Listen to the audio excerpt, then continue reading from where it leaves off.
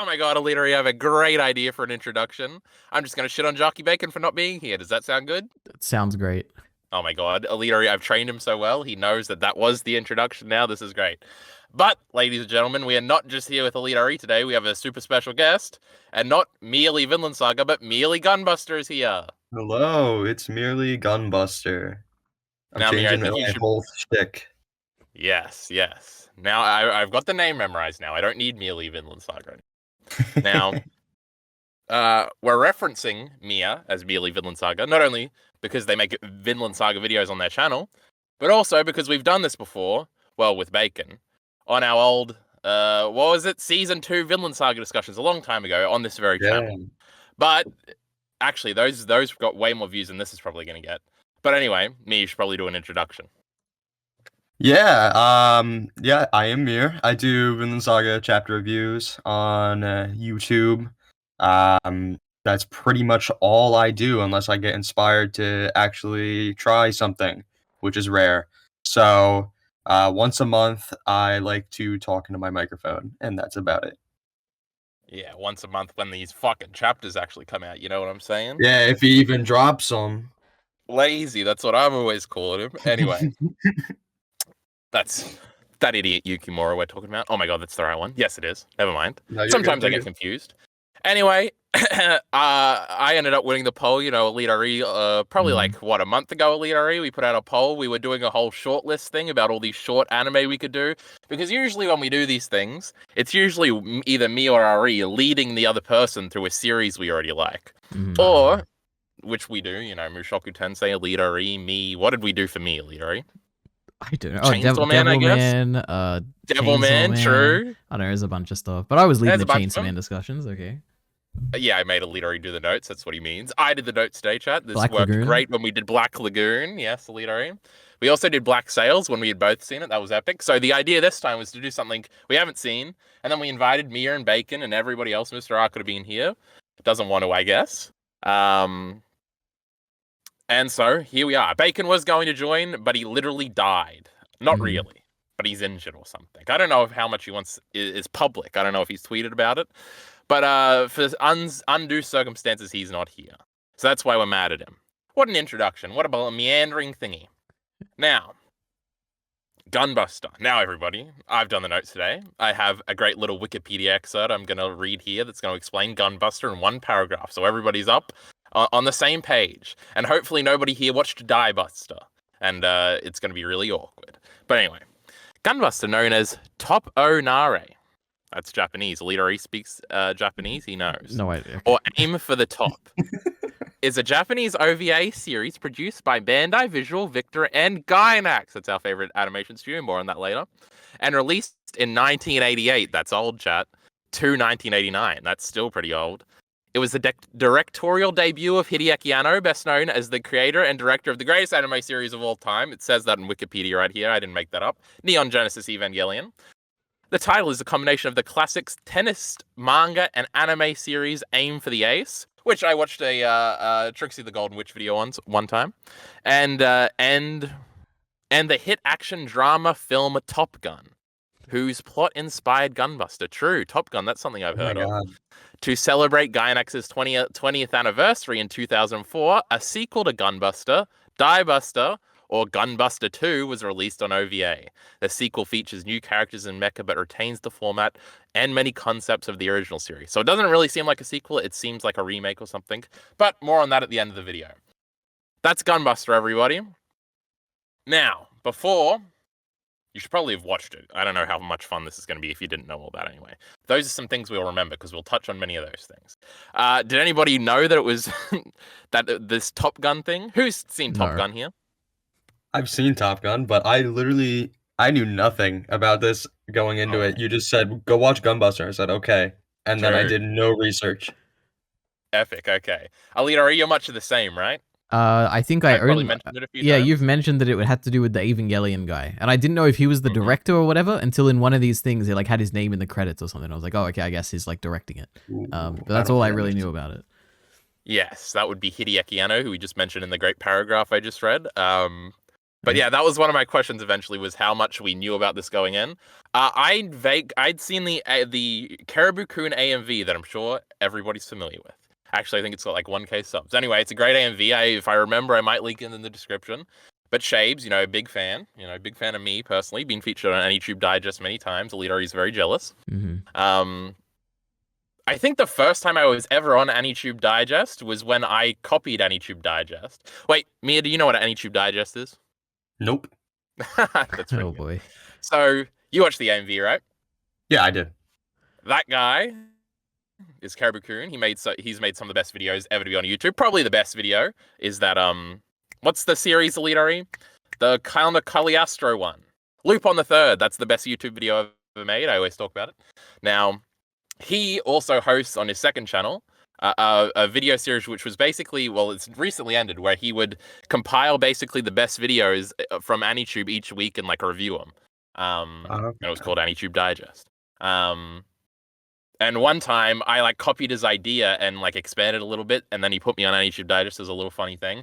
And I don't know how Gunbuster was brought up somehow. Maybe I had reviewed the AMV and said that it was the greatest thing ever on my first rip-off thing I did of him, and so somehow it became a thing where I was like, where he told me to watch Gunbuster.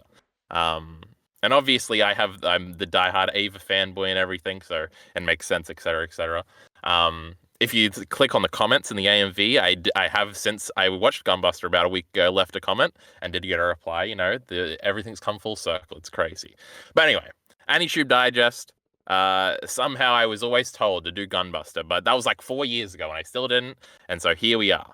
But outside of that, I had seen the AMV, which kind of has the whole show in it, but I didn't realize that at the time. I knew it was some action mecha show. I knew about the girl.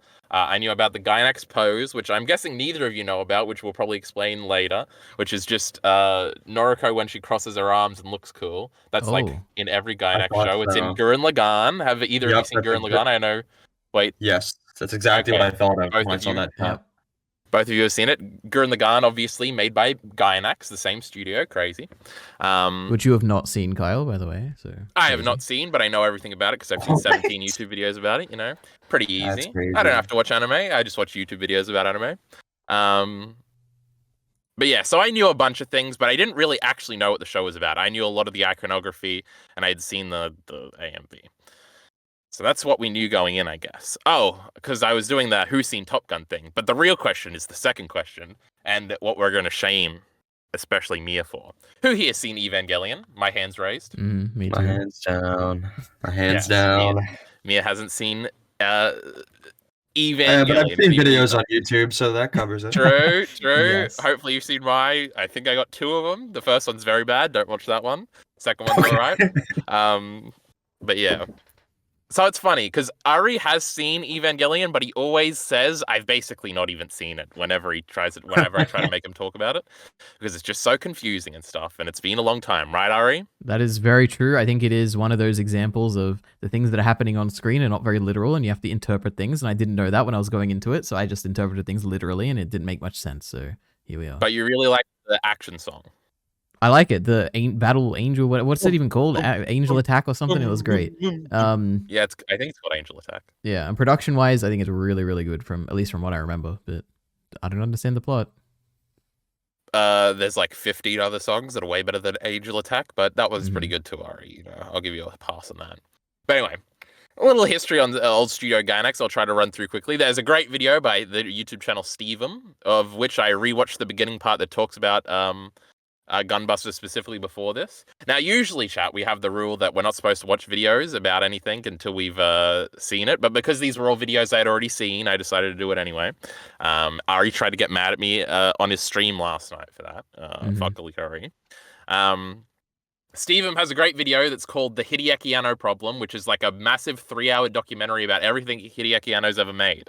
From the live-action movies he's made, like Shin Godzilla, Love and Pop, and the other one, Ritual. I remember them all. Haven't seen any of them. And all the animes he's made. And it's basically also a history of Gianax, basically. Because Hideaki Anno is one of the 4 founding members of Gianax. This is crazy. I know everything. But anyway, The point is, Gunbuster is an OVA series, which means it was released not on television like most anime are now, but in the early 90s and late 80s, there was a big OVA market where anime studios would basically like make 2 episodes, put it out on, it wasn't DVD yet, it was like video or whatever, and then that would sell a bunch of copies, and that's how they made money, and then they would fund the next one. So if you go on the Wikipedia page and you look at the episode list, it'll say each 2 episodes, it'll have like the same date. Let me scroll down. You got October 7th for the first 2, December the 30th for the second 2, and then July the 7th for the next 2. My goodness. So this was made over about a year's period, and they were released 2 episodes at a time, which is actually important when we talk about things, because that's kind of how the arcs of the show are structured, which is interesting. Anybody got anything to say about that, or should I continue? Continue. I had a but I wasn't sure who said it. I was surprised that they were in 2 episode arcs. I'm trying to think about it now. I guess kind of. Yeah, me as well. I'll explain later. Don't worry. Where are we up to? Gianax and stuff. OVAs. I'm explaining that because I'm so smart. You know, I just did all the research, guys. Studio Gianax. Oh, and so Gianax before this, Gianax started because they basically made 2 animations, the Daikon animations for like conventions. They were like the opening things for conventions. And they both went rather like, I don't know if you say viral, it's like the early 80s. But whatever, they got very popular. And then eventually they got the budget to make a feature film called Royal Space Force, which was their first actual work, which I've been meaning to watch but haven't watched. So I can't really give any insight on it. But then that didn't do too well. It was supposed to be like, I don't know if either of you have seen Norska of the Valley of the Wind, which is kind of the first Miyazaki movie type thing. But that made a bunch of money, and it was supposed to be like a kind of like that to make the studio a lot of money, or the publisher a lot of money. It didn't. And then eventually they got, this was their second thing ever, was Gunbuster, which was an OVA series. And then they would get 2 TV anime, which was Nadia and The Secret of Blue Water or whatever. And then Ava was the one after that. And then Ava made $1 billion, and then they were famous, and then they made a lot of money. But now Studio Gainax is going out of business because they cheated on their taxes or something, and Hideaki Anno left and made his own studio, and there's a bunch of drama down there that I don't entirely understand. But anyway, this was basically the second thing they had actually properly ever made, which is pretty interesting. But other than that, I think that's the background. We've talked about Evangelion. I'll try not to talk about it too much, though I do have a whole notes of paragraphs about potential similarities. We've talked about the background of Studio Gainax. Everybody should go watch that Steven video if they want more detail, or actually accurate detail, because I'm sure I'm fucking some of it up. And then we've got Hideaki Anno. Now, Hideaki Anno, just the last little bit of background thing, he directs this. If you look on the Wikipedia page, I'm assuming the Wikipedia page is accurate. He has credits, single credits. He's the only director. There's no co-directors on all 6 episodes. He only has writing credits, however, for the last 2 episodes. All the others, there's the Okada guy, who I know is also a founding member of Gainax. He writes the first 2, and then the other dude has a writing credit on all 6 episodes. So this isn't really an Anno, like, I don't know. It depends who you ask whether or not his writing or his directing is better. I probably think his writing is better. So this isn't written by Anno, which I think kind of shows in places. So that's another little bit of background information that I might clue into what I eventually say about the show. But anyway, any more fucking background shit? Are we going to talk about this goddamn thing? Hold on. What we knew about Gunbuster before, and we've talked about that. What had we heard? I knew about the kick, the pose, the final punch, the shirt rip, and the boob, and all the and I'd seen all the sexy shots on Twitter. I have written down. Genius. So I guess this is the part where we go individually and say what we like. But because I've been speaking too much, EliteAri, you're going to give what you thought first. Okay. For Gunbuster, I didn't know anything. I don't know these famous shots you're referring to. I can assume what some of them are based on what you're saying. I thought Gunbuster was very, very good. I enjoyed this a lot, actually, a surprising amount. I thought when I went into it, I was like, okay, it's like an old thing, right? Like I don't know when, but you said like 88? 88 or something? Yeah, crazy. And I was like, I'm not going to like something that old. But you know what? Is this the oldest anime you've ever seen? It has to be. I can't imagine. I think before this, it probably would have been like Evangelion or something, right? Yeah, Evangelion's 93 to 94, I think. Yeah. But EliteAri, you've read Devilman, so yeah, that's pretty cool, huh? True, I have read Devilman. 1972. And there was a little cool. bit. Pretty cool. I did see some things in here where I was like, oh, that's kind of like Devilman. Crazy. I don't think I did, so I hope you wrote that down. Yeah, it's just we'll get to it. But this was engaging. which was the most surprising just a mental thing. note. Yes, Mia, when we come to you, you also have to say if this is the oldest thing you've ever seen. But save it for your big thingy. Okay. Yes, well, back to you, Leo. Yes, it was engaging. You know, all these old things, generally, I just have some impression that they're all going to be slow and boring and I'm not going to enjoy it. But no, I was thoroughly engaged. I don't think any particular characters or like stuff like that really, I guess just mainly the characters, nothing really stood out where I'm like, oh yeah, I love this character or anything. For me, it's kind of I like the detailed world, the detailed art, for instance. I think it just looked really good visually in terms of the art, more so than animation, because I guess it's not really the type of animation that I like, and it looked really good though visually. What was I saying? I'm saying I like the art, I like the world. What else You do were I shitting like? on the characters. You said Yeah, the sucked. characters, nothing really did them for me. There were moments that I like. I do have a section of standout moments. I don't know if I should say that here or we can say it later. I don't, so yeah, we may as well put the standout moments here if you wrote some down. All right, well, I got a big list. I'll go through them quickly. Though we won't talk about them in much detail. Yes, I'll just list them. So number 1, I love the opening scene. Okay. Number 2, finding her dad's ship after the 2 days have passed on the ship. Crazy. Number 3, the happy ending to episode 5 where she hugs Coach and tells him that she loves him. That was cute. Number whatever, next one is when Young is talking with her friends one last time. That was cute. The second last one is Noriko, quote unquote, dying and then playing the same theme from when she was a kid at the beginning of episode 1. That was fantastic. And I have like 2 things that we can talk about this later, but I have 2 things especially for that. And I loved the happy ending to episode 6, which was a complete subversion to what I was expecting. Crazy. So yeah, standout moments. Okay, we'll talk about all that in detail. Sure, into the future. One more thing. I've spoken so positively. There is one thing in this whole show that I didn't like. Unambiguously, I was like, I don't like this. This is bad. Why are they doing this? And it was, I think, in the somewhat towards the final fight-ish, there was like a pencil sketch montage of like a big battle. And I was like, what is this? Why does the show look so good other than this one bit where they decided to do this? But I do remember this now that you mention it. Yeah. Yep. So yeah, there you go. That's my thoughts. Okay. Mia, you're up next. Yeah, I've never heard of this before you told me to watch it. I didn't want to know. I kind of wanted to be as blind as possible. I kind of went into it with similar expectations to you, Ari. I was I knew it was old. Usually I don't let that like deter me or anything, but I was like, okay, probably won't have the standards I might usually be looking for, but I wasn't like as engaged, I think, as you ended up being, but I actually did really like it. All of those moments you mentioned that were highlights, I especially, I think I started really getting into it with episode 2 with that, with the ship. I thought that was really good. And I was like, okay, I think, this show actually has something to say. And I was just excited to see where it goes with that. And I don't think it disappointed me. I think it's really good with pacing. I wasn't sure how much they could do in 6 episodes, but they kind of knew how to make the most of that time. And they went fast. And I thought it was really good. And visually, of course, it was stunning. Usually with the older anime style, I'm not usually too into it, but I thought this looked gorgeous.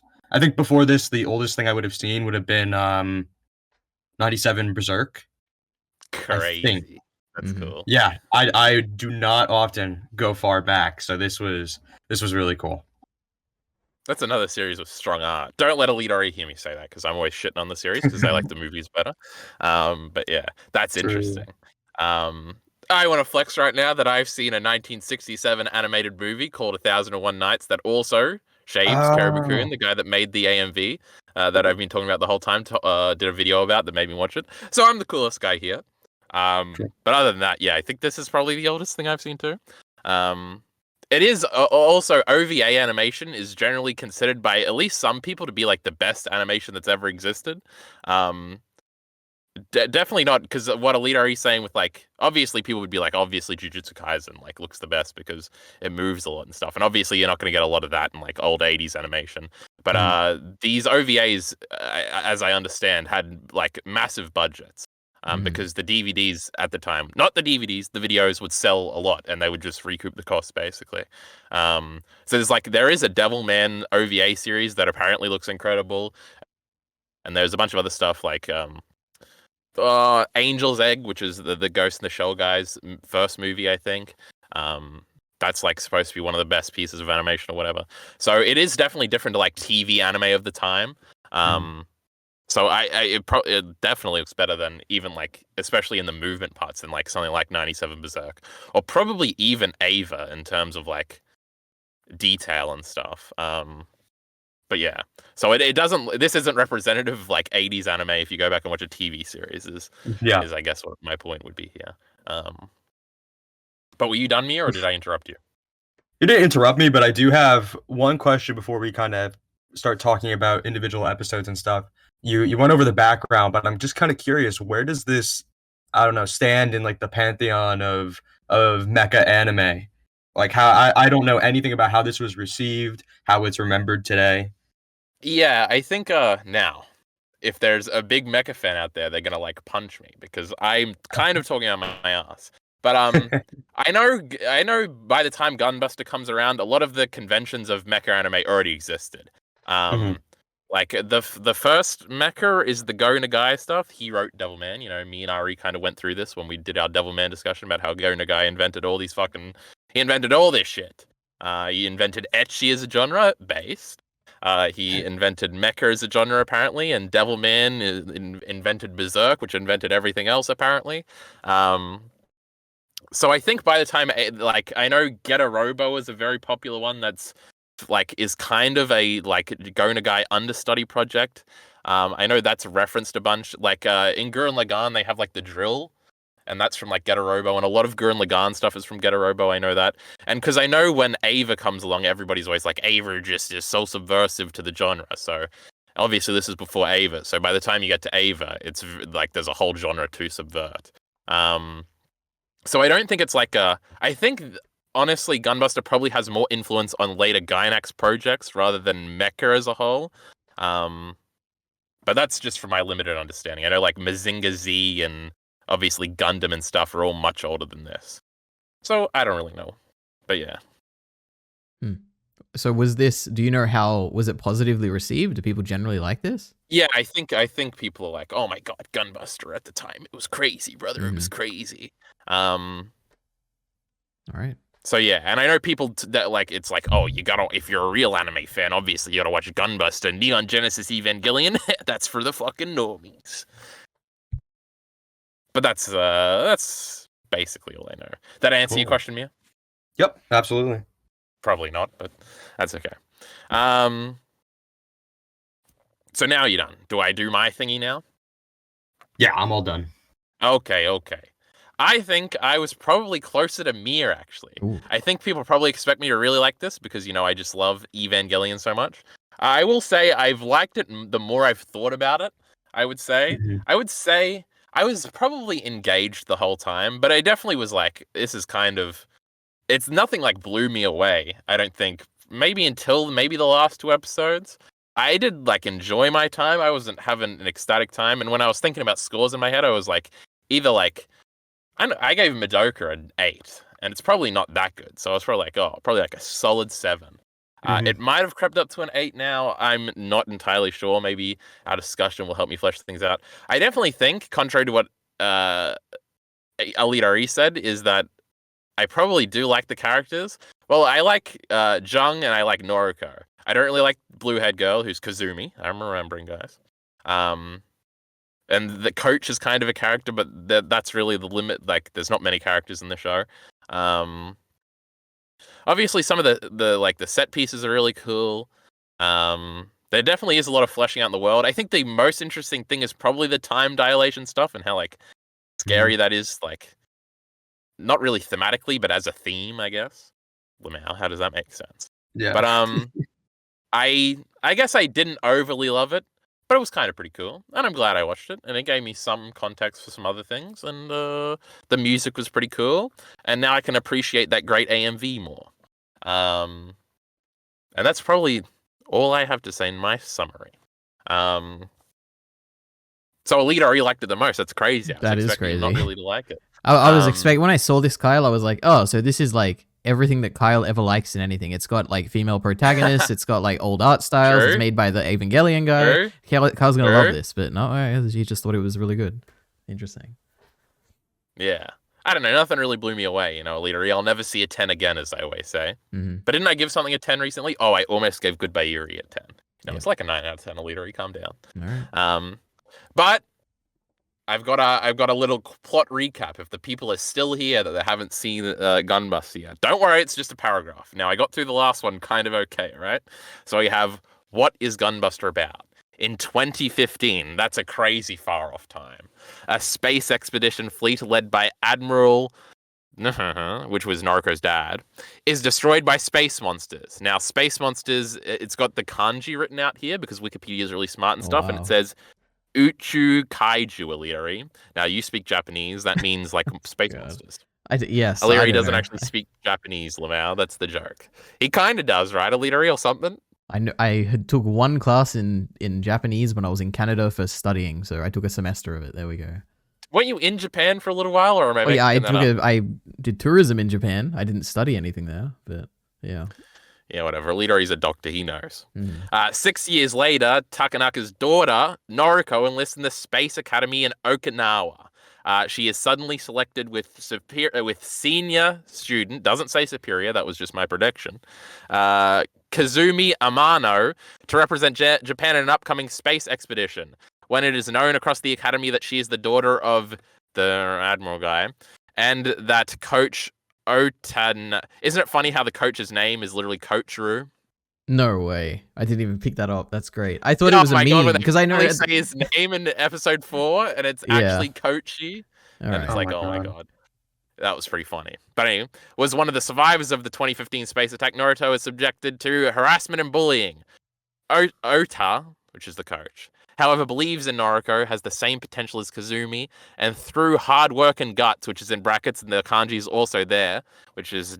I'm not going to read this one, EliteAri. She strives to become the best machine weapons pilot and take control of the experimental giant robot Gunbuster to help Earth win the war against the space monsters. What a conceit. What a conceit. Anyway. It doesn't even mention the time thing in there. Now, I will... something that I've done some research, an interesting thing that apparently is known to like everybody that's seen Gunbuster, even though it's not in the show, it's just like a lore thing that like got cut, and this was said in an interview. The Space Academy is on Okinawa, which implies that the Japanese have like pushed America completely out of their country, which is funny. And apparently in the world of Gunbuster, the two superpowers in the world are Japan and the USSR. Because, again, this is 1988, so the USSR still exists for another 3 years, and that's where Jung is from. Now Smitsu, or Smith Torren, the great love interest who's around for about 10 minutes, he is American, which is interesting, but they're like a smaller faction. And you're supposed to infer that from them being on Okinawa, which is apparently an American like military base even to this day. Because Japan's still not allowed to have an army, I don't think, or a standing army or something. But anyway, none of us probably picked up on that. Mia, did you pick up on that? I know EliteAri didn't. I definitely didn't put together the context. I realized it was on Okinawa, and I realized the whole USSR thing, but I did not put together the rest of that. Yeah. Well, it's like a different context thing, because I'm assuming people in Japan would be like, oh, obviously. But Yeah. Because we're just all Westerners over here, some things like that are implied just kind of go over our heads. Now, there's actually the ending of the show is predicated on this. I guess I'll bring it up after EliteAri does his thing. Well, that's the thing, because the ending of the show, she's like... you picked up on it? This is No, crazy. I don't know. I'm missing... there's no way I picked up anything about the ending. But in the ending, one of the last bits of dialogue she says is like, oh, where's Okinawa or something? And I was like, that's like in Japan, obviously, right? And when I was writing my notes, I Googled it, and I'm like, oh, what's Okinawa? And they're like, oh, it's a place in Japan. And I was like, oh, okay. So I didn't even question that it was a US thing, because I was like, oh, it must just be a thing in Japan. So you're telling me that's I think it's like a whole island, but I think it's just famous because that's where like the US has their major like military base in Japan, and I know it's like a big thing they fought over a lot in World War II. So you're saying it's like a location in Japan that has a US military base on it? I thought you meant like it's part of the US or something, like it's literally in the US. No, it's not part of the US. Okay. But yeah. That semester of Japanese did not give you much. Yeah, I'm way smarter. I know way more, unless I don't, and this is all wrong, which is entirely possible. Now, the ending of the show, when I guess we've already Well, I don't know why I'm trepidatious, guys. We all watch Just the say show, it. so I don't have to spoil it and stuff.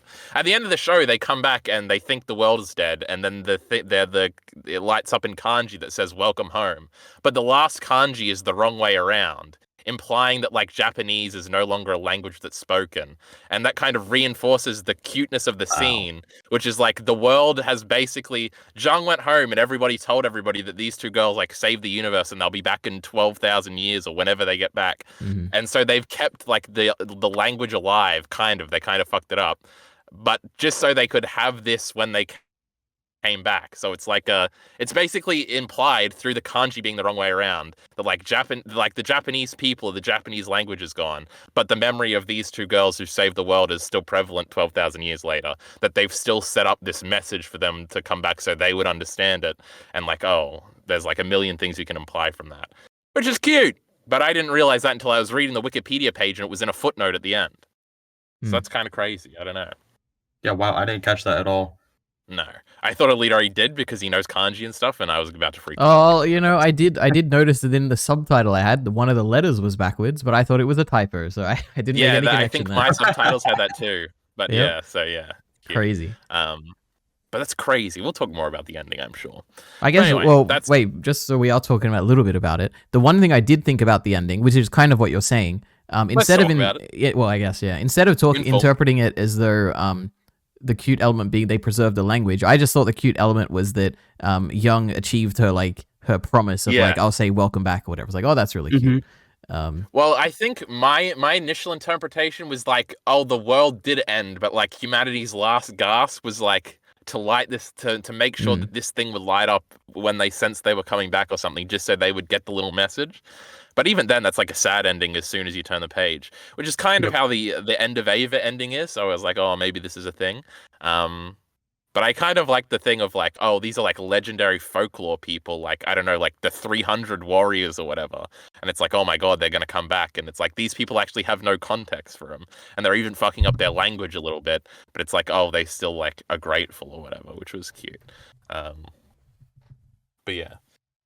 Mia, did you have any different interpretations about the ending since we are talking about it right now? Actually did have that same initial interpretation, at least. Like, didn't last that long, but the idea that, you know, humanity was actually gone and it was kind of like set up to respond that way, because why would everything be off at first, you know? But if they're preparing for it, you know, that makes sense, I guess. But I realized, you know, pretty soon after, just thinking about it, it would kind of, I think, ruin the point if humanity was all gone and stuff. I think it makes a lot more sense for the themes for you know, them to have just remembered, and for to show that time is not something to be scared of, because the whole focus on time, I thought, is like the best part of the show, and I'm sure we'll talk more about it as we go through the episodes, but I think it makes a lot more sense for for humanity to just kind of remember and prepare for that moment. Yeah. And I thought the ending was the best part. Yeah. Oh, another curious question. On the version you guys watched, did obviously the last episode is in black and white, right? That was the same for everybody. Yes. EliteAri? Yeah. Okay. Did it go into color when you saw the lights? For my version, yeah. Okay, it did for mine too. EliteAri? What do you mean? For me, after first you see the lights that are like showing the like welcome back or whatever, that's all black and white. But then afterwards, when they're showing them descend or something, I think it turns into like a bit of red. Yeah. Yeah, okay, yeah. Okay. Because there are versions where the whole thing is black and white. Because I was checking sort of, because I torrented it. Oh my God. But the Blu-ray version, you know, so it looked very pretty on my big monitor. This was crazy. And I went on some streaming sites, and part of them had the whole thing was in black and white. So I was like, oh, that's no good. But also there is like technically 17 episodes of Gunbuster, because on the Blu-ray there's like 3 versions of episode 6. They're all the same in terms of contents. But on my version it was movie widescreen. Then there was a version, not a virgin, everybody, where it was widescreen, but there was no movie black bars. And then there was a 4:3 version. And then also for all the other episodes, there are like 2-minute little like kind of bonus little thingies where it's like, oh, and this is them training on the beach. And it's not a beach episode because we got plenty of those and boobs in the actual show. But it's just like them doing like a swimming exercise, and it's kind of just like freeze frames, and it's like a 2-minute, and they call them like science lessons or whatever, which are clearly just bonuses. But on the fucking torrent, they were I didn't actually watch them, EliteAri, so if you're gonna say you watched them, you're crazy. But anyway. That's why my torrent had like episodes 1 through 17 or something. But my torrent also included Diebuster, but we didn't Wait watch a that minute. yet. So I did watch those science things. Oh my god! What I want to say is the only reason I watched them is because you said to make sure you watch all the ending stuff at the end of every episode, and I assume that was what you meant. Why did you want us to watch I wanted you to watch the preview because she ends it screaming Inazuma kick. And she only says it once in the show beforehand, and I know that's like a big famous moment at the end of episode 5 when they do the Inazuma kick. And I was like, EliteAri is gonna watch this, and he's gonna be like, they've never said that before. What's this? So I just wanted to make sure you remember. You know what, Kyle? I did something even worse. I don't even remember what you're talking about. So oh my goodness! I didn't have any complaint because I don't remember what the Inazuma kick is, right? The kick she does right at the start, right? In episode 1? It's a famous kick. All right. They also do it in episode 9 of Evangelion, and I'm sure it's in Gurren Lagann a million times. EliteAri, you're an embarrassment to us all. Yep. Inazuma means lightning, I think. Yes. But she does it for the first time. Noriko does it. She does it in episode 1 when she fights the bully. And she kicks, that's how she beats her. And then that's the big climactic kick at the end of episode 5 when they destroy the big, massive hive of bad space monsters. And then at the end of every preview, she goes, Inazuma kick! Wow. EliteAri, you're a loser. So supposedly he likes the show more than us, but doesn't remember shit. Embarrassing. Yep. Maybe it's better for it.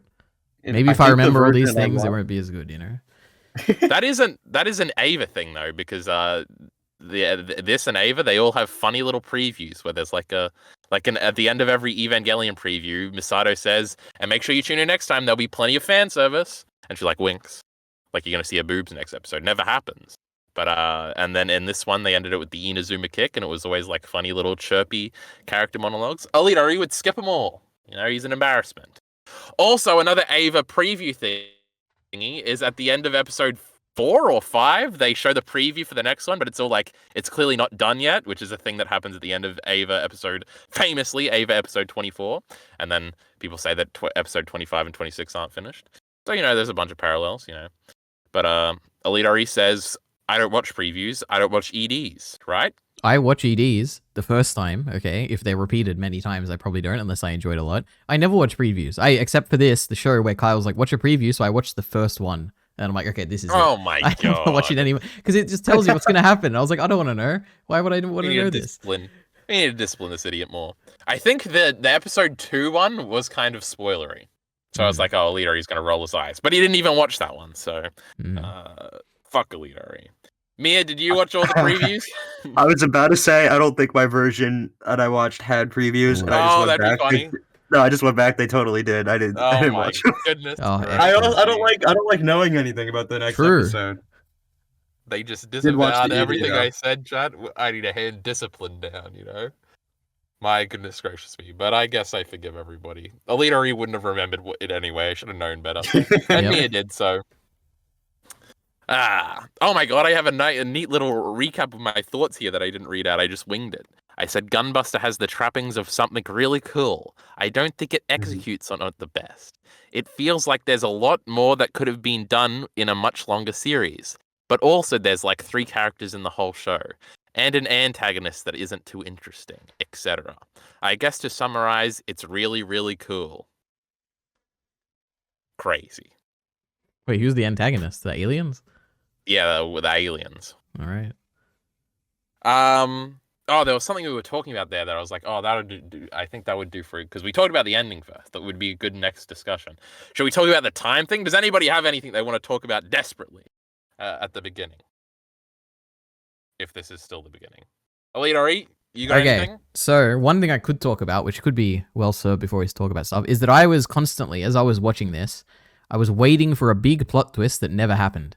So Yeah. and there's two of them, two things that I was thinking. One is that because there's like so much time stuff going on where I'm like, oh my god, one day they're gonna like something's gonna happen and we're gonna find out that the dad is actually what they're attacking and he's like the leader of the aliens or something and it's all gonna be a misunderstanding and like the climax was gonna be something like their two sides are attacking each other and you have to reveal that they're both actually human or something and the dad is like in charge. But I don't know, we just didn't get anything. There's no resolution to the dad thing, which is kind of cool. I guess we're just meant to assume that, well, we're not, there is no, I think that depends on your interpretation of the ending.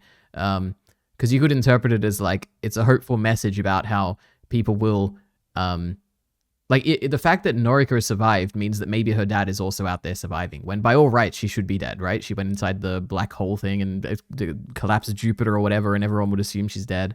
But no, people, the human race kept hope that she is alive, just like she kept hope that her dad could still be out there when she was a child. So I don't know, maybe there's hope that he's still out there. Nah, her dad's fucking dead, bro. Yeah, true. But yep, no plot twist. Crazy. I was definitely in the same boat. I was waiting for the other shoe to drop, but it does kind of just stick to itself the whole way through. Because I haven't watched Eva, but my understanding of it is that there is a particular moment where things kind of shift a little bit, and the tone changes. And I was kind of thinking we'd get something similar here, but it just kind. I guess the end of episode 2 did kind of give that feel a little bit, but I expected more. Yeah. Yeah. First of all, that doesn't really happen in Ava, so I don't know what you're talking about. But Really? yeah, there's not really a plot twist. I just say Ava's like not plot twist. Yeah, it's kind of like I don't my even think understanding is that it starts kind of lighter. Really? I guess, yeah. Well, it's kind of like episode 7. Now, this is from one of my videos, so I'm just parroting shit that I already said. But from like episode 7 to like I think it's like 16 is like more slice of lifey because everybody's around and nothing too bad is happening. But the first episodes are kind of sad and the last group is kind of crazy. So maybe that's what you've heard secondhand. I'm not sure. But I guess in terms of another Ava comparison, because I can't stop myself. Obviously in Ava we've got the angels that are like these weird space creatures that keep attacking.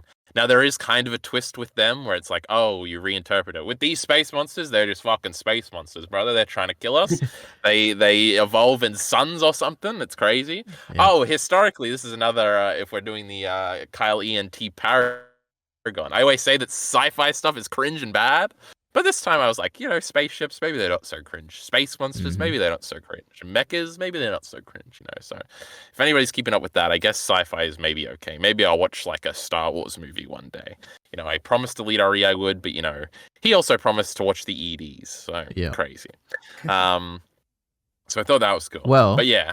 In regard to the aliens, Kyle, this was my one Devilman reference where, to me, the appearance of these aliens and the way that they like kind of look like ships, but they kind of look like aliens, it reminded me of the opening like stuff in Volume 1 of Devilman, where it's like you have these aliens that they look quite alien, but when they like all merge together to attack God or whatever, like it looked, true. It looked like this. Kinda, like, yeah. That's kind of cool. I guess I can see it, yeah. Excellent. So yeah. But anyway, I guess that's all we have to say about the space monsters. They do kind of tease it when, I think in episode 2, when Kazumi and Jung are like fighting, when they decide to have their cool fight. Like they uncover, like they find the remains of a space monster that's on board or something. And kind of that alludes to like, because I don't think we actually see them until like episode 5, because even when Noriko and Smith team up and they go out to fight them, like they go past them too fast for us to even see them. So we only really see the dead one. So that's kind of what they were going for, I think, is like, oh, we'll keep the monsters a mystery until we actually see them way later. But when they had them in the chamber, I was like, oh, were they doing experiments? Yeah, it was kind of like, is there something more to this? But there really never was. So that's okay. Did you have something to say, Mia? On that. Yeah, and the sci-fi elements in general, I think it does kind of play into the aliens part. I really liked how it did not explain much. Whenever a new development would happen, like with technology, or we learn more about the aliens. It's not really, it's not ignoring the mystery. It's keeping the mystery intact despite you getting more information. And I just really liked how, like, we jump 15 years in the future, or however many years it was, and like suddenly we have like this big ship that is containing all of like Jupiter, and it's just kind of like, okay, like that's just kind of how it is. and like the aliens, like they just show up. And I really liked with the Smith episode, you had like you barely get to see them. They're moving so fast. I like how it just kind of keeps that cosmic horror going. And I Yeah. really like how the time element plays into that cosmic horror. Just the fear of the distance into space and the time dilation stuff. I think they just they kept moving so fast, and I think this is why the pacing and the episode count Yeah. is kind of a bonus rather than Plays a it. detriment, Yeah. because it's just it adds to that feeling of like things are just changing so rapidly, and you kind of have to adapt yourself. Yeah, quickly on the space monsters, because also like we never, just like the father, we never actually see Smith like get ripped apart or anything. It's just like, Mhm. oh, he stops responding and then he's gone, which is kind of cool because again, that's kind of like we don't really see it. The unseen thing is more scary or whatever, you know. Some video Yep. essayists probably say that a million times. I guess we can probably talk about the time dilation thing properly now. That's the scariest thing in the whole wide world. Also, I know that's like the plot for like Interstellar or something. So I was like shocked that they knew about this in like 1988. So Oh my god. you know, I was like, that's crazy, bro. But EliteAri's about to tell me that, you know, obviously they knew that as soon as they discovered space, it just makes sense because of physics or something. No, Go that's ahead, not EliteAri. true. It's I think in Einstein's theory of what special That's the relativity, fella. like He that's when they invented science, talked about baby. time dilation and what is it, length contraction or something, and I think I that saw was Oppenheimer. in Yeah. the early 1900s or like mid 1900s. So they definitely would have known about it by this point. Yeah, well, I thought that was something new that Interstellar brought up. You know, the great movie that I haven't seen, but I know that he says goodbye to his daughter or something crazy. Oh my god, daughter's in this. Now, EliteAri, I guess let's talk about the time dilation in whole. We start EliteAri on your favorite scene, which is the that also felt rather Ava, where it's like just the image of or the photo of Noriko with her My dad, and then goodness. she's doing her little girl. It sounds just like Oscar EliteAri when she does her backstory thing. It was so cool. Well, I don't remember Oscar's backstory, but my goodness, Kyle, I was so immediately Greatest character emotionally of all invested. time, EliteAri, yeah. This like Oh. young girl in 3rd grade or something, just talking about how much she admires her dad, and then you go to the next thing and he's dead, and it's like a sad, like the voice sounds authentic. She doesn't believe it. And, oh, it's so good. I love it. She's I not was- so sad. And it like ties into the end when you hear the same music when you think she's dead, and it's like, oh my god, it's so. No, I don't remember this music thing. God, I was yeah. trying to listen to the soundtrack, so I wouldn't just show up here like I do with every discussion of something we've just seen and be like, there was no music in this. What are you guys talking about? But I think I vaguely remember the song at the beginning, but I just don't remember them playing it again later. Now, when are you saying they think Noriko's dead? Well, when she goes into the Jupiter thing, right? She has like a thing. She's talking to Young, I think, and they're like, "Don't worry, we'll be back" or whatever. And then she like keeps in descending episode down. 6, yeah. Yeah, and then she's like, "I don't think we're gonna make it," or she says something like that, which implies that like she thinks she's gonna be dead. Yeah. And as that scene ends, you kind of do the flash to the her friend on Earth, and her friend's like, "Oh, I thought I just heard Noriko," and it's like to me the implication was, Yeah. "Oh, I guess Noriko just died in that moment," and this is like one of those spiritual things where she's like, "Oh my god, I heard my friend as she died." And to me, that's like, oh, this is like the moment of her death, like the moment of her dad's death or whatever. And then they play the same music then of like her when she's talking about her dad at the beginning. It's like this. I don't know how to describe it. It's some music going on there. Yeah. It's very distinct. They Like, do. I remembered it. And they played it again, and Yeah. I'm like, oh, this is like to me, it's like a very sad moment where it's like this poor girl who was hoping so much her whole life that her dad would be out there is now dying herself in a very similar manner. And I was like, oh, this is so sad. And it like reminds That me actually- of that scene. Yeah. Yeah, go that ahead. plays kind of directly into the nonsense you were saying about the father maybe being alive in the beginning, because they do some paralleling between Noriko and her friends whose name I'm forgetting, daughter, because they both they both get shots where they're in the little like not the Harry Potter photographs, but you know it's like a digital photograph, so it's like moving and stuff. Forget the just like daughter's in Harry name, but Potter. the friend was Kimiko. Yes, Yes, I think so. yeah. I thought it was Kay. Kay's the best.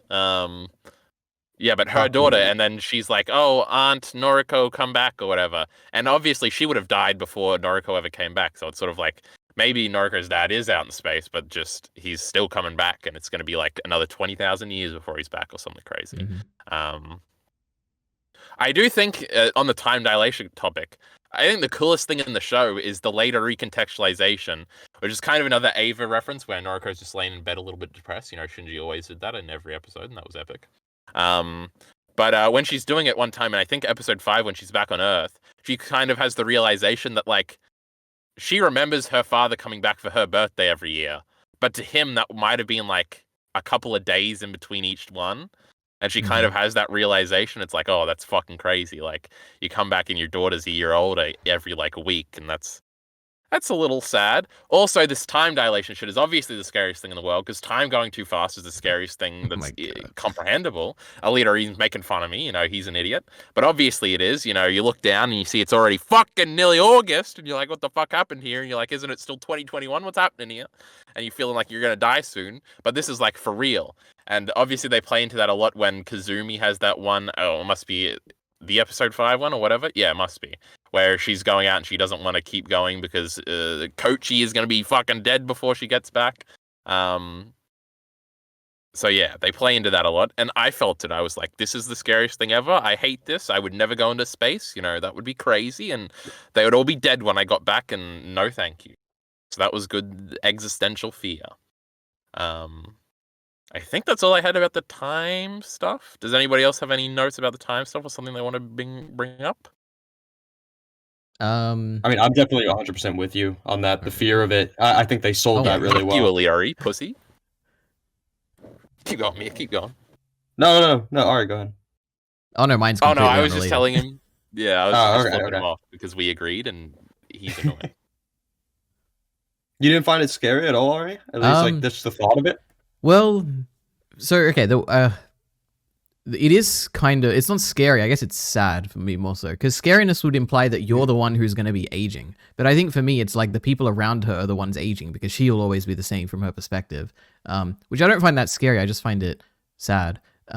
You could say that like, the thing with Coach was like, actually even that was sad. That wasn't very scary either. I don't know. What's like the scary element, I guess? Just the fact that like, maybe is I'm it the, wait, I think I figured it out. EliteAri, how about that? Is it when they're currently, for instance, when they're going to the ship, her dad's ship that's like going really fast and it's like been 2 days or whatever, it's kind of scary in that moment, because it's like, what if we get stuck here and like then we're going to be like, we're going to lose everything. It's like decades are going to pass and whatever if we spend way too long here by accident. That's scary, but that's like a plot scary, not like a existential scary or anything. So I don't know. I didn't feel any fear. So yeah. Well, maybe it is just sad, EliteAri, and shut up. All right, there you go. All right, I have one more thing in regards to the time dilation thing, which is, I just want you guys to speculate here for a second. It makes no sense whatsoever, but okay, wait. There is an absurd thing that is in this show, which is that the blue-haired girl is in love with Coach, right? And there's like a massive age difference, and I'm like, is this a time dilation related thing? Like, did he used to be her age or something, and she went to space? And interesting. But it just doesn't no, make sense because she's like so young, and I don't think I think she's like going to space for the first time now, right, or something. But if it's not a time dilation thing, is it just like a really weird like 80s thing? I or think like... so. This is like I don't think it's an 80s thing. I think it's like an 80s anime thing, because I know this is like a trope where even in, I guess, modern anime, where it's like, oh, the girl characters, the really cool one is always in love with like the teacher or something. But the teacher also loves her back, and it's not a bad thing. And there's like what do you call it? Not a polite interpretation. When a charitable interpretation is like, it's written from the perspective of the kids, and it's like supposed to be like their fantasy. But then if you try and think about it for a second, or if you're like a kid watching it, obviously when you're like 15, you're like, yeah, I'm gonna marry the teacher. She's super cool, and I'm super cool, and there's no problematic nature to this at all. But when you're an adult like us, EliteAri, and me, we're all just so old and wise and stuff. It's like, this isn't very good. And when EliteAri said he liked the moment when they came back at the beginning, it took all my willpower not to make a Rishoku Tensei joke. Boy. But all right, funny. Yeah. Go ahead. But now EliteAri's trying to get ahead of it by bringing up the problematic nature before me or Mia could. So that's interesting. But yeah, it's weird. I don't know. There's a similar thing in Ava kind of with Misato and Shinji. That's even kind of stranger because she's like the guardian of him, right? But yeah, but she's just kind of she just kisses him as like a pep talk, and she's bleeding to death, EliteAri. Misato's fine, okay? Also, Shinji, 3 years younger than what Kazumi is supposed to be, I'm pretty sure. She might be 18 by the end. She was at 18 at the beginning, and it's kind of implied that they've already been together or something. Anyway, it is weird, and but I would say there's 2 weird aspects. Obviously, the age thing is weird, and like what this probably would never happen, you would think. And there's also the this hasn't been fleshed out really at all. But that was also the case with the Smith one. So it's kind of a victim of maybe Okay. the short run time. But yeah. So, well, I guess first, me, do you have anything on that? I mean, yeah, I thought it was weird, but I just kind of accepted. It's an anime thing. The tropiness of it. I didn't really bat an eye at it. They did commit to it more than I thought they would, because I thought it would just be like, she has these feelings, and he's like, no, I'm the coach or whatever. But no, they really committed to it. When she confessed to him in the hospital or wherever they were, I was like, okay, they're kind of just doing it. Okay. Yeah. I guess he never outwardly shows affection back, right? Like he hugs her when he comes back, but like there's no kiss or anything. Well, they got married. Did they? I assumed, right? She had a ring, right? I assumed too. Oh, wait, unless that's I'm also thinking the of someone anime else. trope of like the woman is widowed when she's like 17 and never marries again. That's funny. True. That's funny. But I didn't notice the ring, so there you go. Okay, I did really like her design much better when she was older. So I do have an actual point on this, though. Actually, Yeah. I maybe my brain is just wired differently. But episode 1, I totally read it as Noriko having a thing for Kazumi, and not just being like the sister thing. Yeah. I thought there was something there, and there wasn't. Once like the whole coach thing started getting introduced, I was like, okay, there's nothing there. But episode 1 really gave me that vibe because she was all over her. Episode 1 also sucked. I actually laughed really hard at the juxtaposition of her backstory and then the cut to the dad's picture. Oh my god! Hearing that you were emotionally invested, I was like crying. Oh my god! I was like, the backstory is good. It just kind of shocked me, and I kind of had a laughing reaction. It was just such a, I don't know, going from that to his picture. For some reason, I found it very funny. I mean, I got emotionally into it after. It's just under the shock of it initially. I thought it was funny, but the rest of that episode. Wait, doesn't it open on his picture, or does it open on the monologue first? Opens on the monologue, and then cuts to the picture like straight away.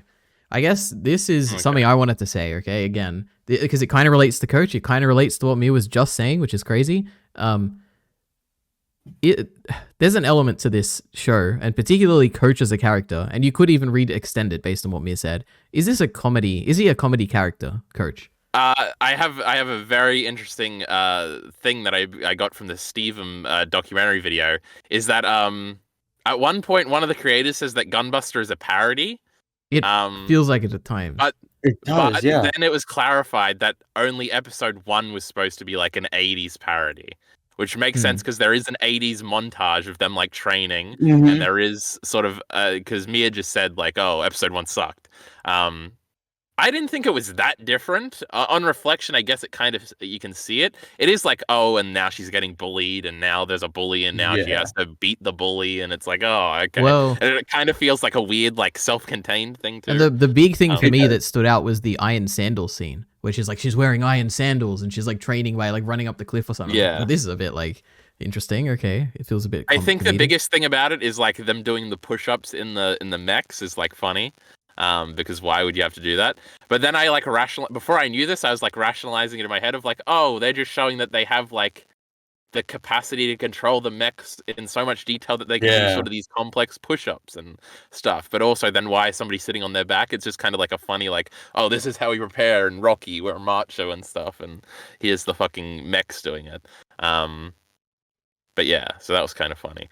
But yeah, I guess there's parody elements in at least episode 1, definitely, and maybe the rest of the show. But you said that was in an interview. They said that episode 1 was kind of a bit of parody. Yeah, because in this Steven video, he like goes through the whole history of Gianax, and he like has a bunch of like a reoccurring edits in of like the 4 main Gianax people doing like voiceovers that he gets his favorite YouTubers to do the voiceovers and everything. But yeah, one of them's like, with Gunbuster, we were trying to create a parody, and then the next guy says, and it's funny because throughout the video, like the 2 like out of the 4 guys, they'll say like completely different things about what they were trying to do with each show. So that's part of it. But yeah, one of them is like it's parody. One of them's like, no, only episode 1 was written to be a parody. And that was actually the guy that wrote episode 1. But that guy's also was originally credited on all 6 episodes, but he only wrote episode 1 and 2, and it's like a drama thing or something. So yeah, it seems like parody. They said it, I guess. Well, but I don't know I guess the exact specifics. for me, the coach is very like he's always teetering on the edge because like he's always got that very got the glasses, he's stereotypical got appearance. He's yeah, like given he's stoic. He's given his speeches, which are all like even at the end when he's like coughing blood and giving this motivational speech about like please like don't tell her, and he's like it's just sometimes it feels like it's very sincere. Other times it kind of just feels like he is kind of like a parody or exaggeration of reality.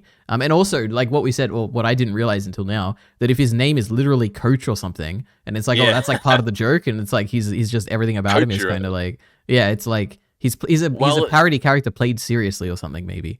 So I think it's just another like well, I think his name being Coach is supposed to be like a recontextualization of why Kazumi, who is in love with him, would be calling him Coach the whole time because that's his actual like nickname. It's like, oh, she wasn't saying Coach the whole time; she was saying his actual name. But also, I assume they don't usually use the word coach in Japanese. I don't know. Maybe the word's the same in Japanese, where it's literally coach. But I assume there's supposed to be layers to the joke of like, oh, you have to understand English a little bit to get the joke. But obviously, since we're just big-brained English speakers over here, it's like something that's supposed to be subtle is horribly unsubtle to us. But we kind of have to take that into the context of us not being the target audience or whatever. There was an example in something we watched recently, Ari, that was just like this. Was it Madoka or something where a character had a name? It was something. Doesn't matter. Probably. But yeah. So that's funny. But yeah. He is like, he's not really that cool. He's just, when he's coughing up blood, it's like, oh, he's dying. That's crazy. And he's just like, I'm going to give a speech and I'm not, because I think another point is like, at some point you're kind of waiting for him to crack and break down and have like a heart-to-heart moment or something. But that never really comes either. I think it's just like, it might be a character in time where that trope wasn't like in every fucking movie at this point or something. Or maybe it was and we are parodying it. I don't fucking know. But yeah, the coach character was a little funny. That is a good point to mention, though, the time thing, because I feel like episode 1 was the only time I felt like I was watching something that was old and I shouldn't expect as much from it.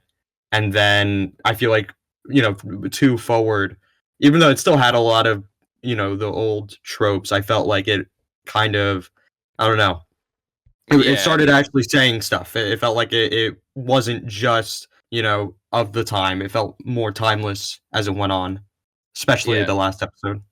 All the cool concepts and like are all the space stuff, and we're especially not there yet. And even later when we come back to Earth, they've got like the arc metaphor where it's like, oh, if Earth gets blown up, we'll go on this ship or whatever, and even that's a little bit of a cool concept, and obviously it's like futuristic and stuff. So even then it's more interesting, but yeah. Episode 1 was funny, I thought it was okay at the time, I wasn't hating. But so that was us talking about the time thing. Anybody else got any last thoughts on that? No. Mir? Nope. Okay. Oh my god, I found my note here where I was asking about the oldest anime we've seen, and none of us brought up Dragon Ball, EliteAri. You've seen it. I know at least you've seen some original Dragon Ball. Was that started in 80s? 1986, I'm pretty sure. Jesus. Or is that the manga? There's no way the anime was in the 80s. I don't believe Ball anime. I'm guessing 92, 93. 1986 EliteAri. No way. Older than Gunbuster. That's if you've seen episode 1 of Dragon Ball. I have. That's crazy. I have many a times, at least like 3 or 4 times, because I try to rewatch it a million times and get to like the end of the peel-off stuff and give up. That's okay. Mia, have you ever seen the original Dragon Ball? No. You're sticking with Berserk. That's okay. That really is it, yeah. I was going to say, have you seen Pokemon? But Pokemon is made by the Berserk studio right after Berserk, so that wouldn't be the oldest anime. Really? It's the same studio? Oh my god, this is everybody's favorite piece of, it's OLM. That's everybody's favorite piece of trivia. They went from Berserk to this kiddie Pokemon show. This is crazy. But true. Pokemon's better, though. I'm going to make a video about it one day. Okay, time. Now, let's see where my notes lead me here. I have the little thing about the ending that we already brought up with the katakana the wrong way around. Oh, wait, what's that? Kanji? Those are 2 different things. EliteAri knows. Oh my god, I got a dot Yep. point about endings. Let's see if Well, I had. I Two don't think it separate was kanji. interpretations. Now that I'm thinking about it, but I don't remember enough to know. I think it was katakana. It's the basic looking one. Yeah, probably katakana. But I don't know. It could be anything. You know, I don't speak know. Japanese. Yeah, let's move on. EliteAri does. Now, my ending thing here, let's see if I missed bringing up any of this. Two separate interpretations. I initially had Jung. Also, Jung's name is, what is it? Jung Freud, which is just two philosophers' names. That's pretty funny. Well, yeah, it was Freud a philosopher. I don't know, maybe, but Jung definitely, you know. Yes, EliteAri. Freud is like the most famous philosopher. Oh, wait, really? I'm thinking of Sigmund Freud. Is there another Freud that was actually a philosopher? The guy, yep. Oh, no, he's not a, maybe he is a philosopher and I just don't understand. He was a psychologist, right? But didn't he make the whole philosophy book about the Übermensch or some shit? Did he? Okay, maybe I'm just lacking some. Mia, do you know about Freud this? knowledge here. No. Well, actually, no. I think I have heard this at the very least, but I've seen many about it, probably not. videos. Okay, I know everything about philosophy. I'm the biggest brain. But anyway, yes, two funny philosophy names crammed into this big titty Soviet Union girl. Crazy. We'll talk about fan service, fellas. I gotta know. Initially, I thought that Jung had managed to set this all up to happen when they got back as the dying gasp of humanity or something. But now it seems that they are legendary heroes being. Oh, I already said all this, guys. Open on the father, the voice felt very. Oh my god, this is my Ava. Let me get this out of the road. This is all my Ava references. Where I was like, oh, the voiceover opening scene that Mia shit on just now was just like Ava. And then we had that's probably the most Ava editing. I guess it's another massive thing in Ava is like the way it's edited. Check out my Goodbye Attack on Titan video where Bacon edited the last swing to the last song, just like Ava. Crazy. He can do that. That's crazy. Too bad he can't walk. Crazy. And there's mechanical porn. That's a very Ava thing where there's always like gadgets going in and there's like unnecessary shots of like how everything works, which is kind of cool. That's an Ava thing. Depressing ending is kind of Ava, but it's not really that depressing, which is kind of just like the Ava ending, so it's kind of interpretive. But outside of that, it's not very Ava I have written down. But then I have a bunch of other notes because I added to this note later. There's a moment with Smith and Noriko where she drinks the like the popper. What do you call? That's not what you call them in America, Mia. I'm almost certain. Do you know what I'm saying when I say popper? No. It's a juice box. That's what they call it, EliteAri. Oh, wow. Okay. We call them poppers over here, right, EliteAri? Or do you have a different name down where you're pop up? No, I could just be wrong. That's just how I was raised as a child. Yeah, it's a popper because you got to pop the little thing on the top with the straw. Crazy. That's just a funny Australian name. Anyway, and she's like, oh, she drinks his thingy, and she has like a little moment where she's like, oh my god, indirect kiss. That's a very very Ava thing. No, that's just the Japanese thing. I've seen that in a million things. The indirect kiss. Ava invented Japanese, EliteAri. Right. How about you shut the fuck up, pussy? Yeah. Also, I feel like that's probably a universal experience. And the editing around that scene felt rather Ava. There's also a lot of the kind of like flirting they crammed into those 10 minutes when Smith was a character. Like her leaving the also there's a train on this thingy, which is kind of funny, but that obviously trains are a big thing in Ava, so that was very funny. But also when she's like sticking her tongue out at him as the door closes because she's like, I don't like you, idiot. But actually she really does. That was very Ava. And then there's a shot. I don't remember if it's in the opening scene of the whole show, the one that Mia fucking hates with the father. But there's a shot at some point of him leaning down to like pick her up. And it reminded me there's a shot in Ava just like it, but there's also a shot in the Berserk movie trilogy when it's when like EliteAri, I'm counting on you for this one. Wait, Mia, you've read Berserk, right? But I doubt you've seen the fucking movies. I've actually seen the movies too. Yeah. Oh my god.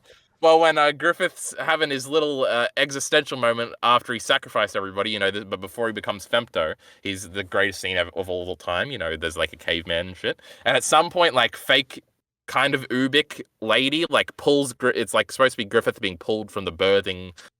Whatever. He's being born. Midwife. She leans down. It looks just like this. I'm telling you guys. I'm telling you. What a way to explain. Wait, just that. like what? Now, there's a shot of the father like leaning down to pick her up, and it's the same like motion, and it looks exactly the same. I'm telling you, Ari, I'm telling you. Now, there's also an Ava shot in Asuka's backstory that's like that, and it's also abstracted. Now, what's probably happening is they're probably all using some older thing as a reference because like the perspective is drawn exactly the same. So it's probably, or maybe Gunbuster invented it. I doubt it though.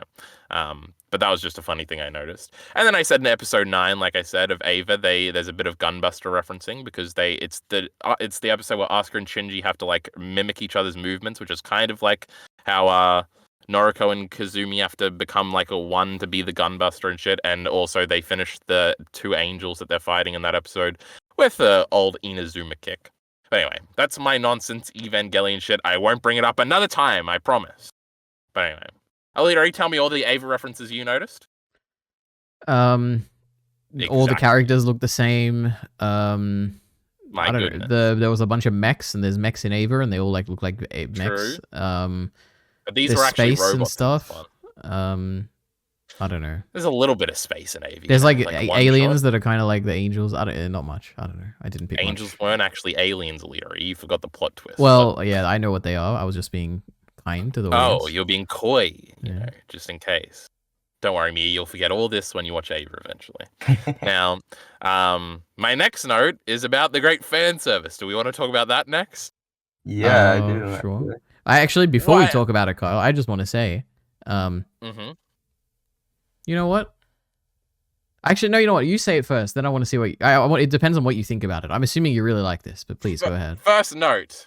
Can we just one more year and there would be nothing like okay. Like I kind of got to say I don't like it because they're all 17, but it's like, come on guys, why couldn't they just be 18? This is why we like One Piece, because Nami is 18 at the beginning and my goodness is she hot. But anyway, they're 17 but they're clearly not drawn like it. They have and this must be part of the parody part, their pants are crazy. Are they? There's like strips because they're like totally high-waisted where they're like undies, but there's also strips so you can see like part of the thighs, and I feel like I've seen that like becoming like porn accessories in like the last 3 years. I'm like, whoa, Gunbuster was ahead of its time. I swear I've seen like pants nowadays where there's like the butt, you can kind of see the butt cheeks and the little thingies where it's cut out just like the Gunbuster pants. That was crazy. Now, this was one of the things I saw on Twitter right before I started watching this, was all I guess it was probably Jung, though in my head it's Noriko, and it's like their bathing scene. I also know that apparently a lot of the success of especially those first 2 episodes was because of the rumors that the girls were very naked in this show. So that's pretty funny. And also, apparently, now this is something that's in all these videos. It's probably maybe not true, but Gunbuster is supposedly the show that invented boobie physics in anime. Because like one of the first shots of Noriko was her doing the skip rope and her boobs going everywhere. And apparently, that's where it lands on the pantheon of anime. That's true. Come up. I forgot to bring this up, sadly, but yeah, apparently that's a thing. Now, this kind of happens in a lot of Gianax stuff, and even in like their animations before this, it seemed to have happened, but obviously that wasn't in like actual proper shows. But yeah, that's like crazy and stuff. But I don't know, the fan service was fine, EliteAri. What are you expecting me to be blowing everywhere about this? No, I was gonna say more generally. The Jung girl is she's very attractive, EliteAri. She might be 18. We don't get her age. So I'm hoping. I think that I don't even know if I would consider this fan service, is what I was going to say, because to me it just felt like they just happened to be naked at points, and I was like, oh, okay, we're not focusing on it, we're not doing weird shots or anything, it just seemed like they happened to be naked with normally directed shots, and I was like, oh, I kind of like, this is okay, like I like it. It is true, it didn't like linger or anything, it was just like, oh, here they are. Yeah. But then if you're saying, like, I can imagine a lot of people referring to this as like a show with a lot of fan service because there is a lot of nudity. I don't know. It just never stood out to me as like, I guess more of the modern sense of fan service or whatever. Yeah, I think they're usually like, well, this is what bashed in it opened the floodgates, bro. After this, just crazy jiggling physics, and then we ended up with High School of the Dead, and it's gone too far or something. Yep. But yeah, you got anything to say about the fan service?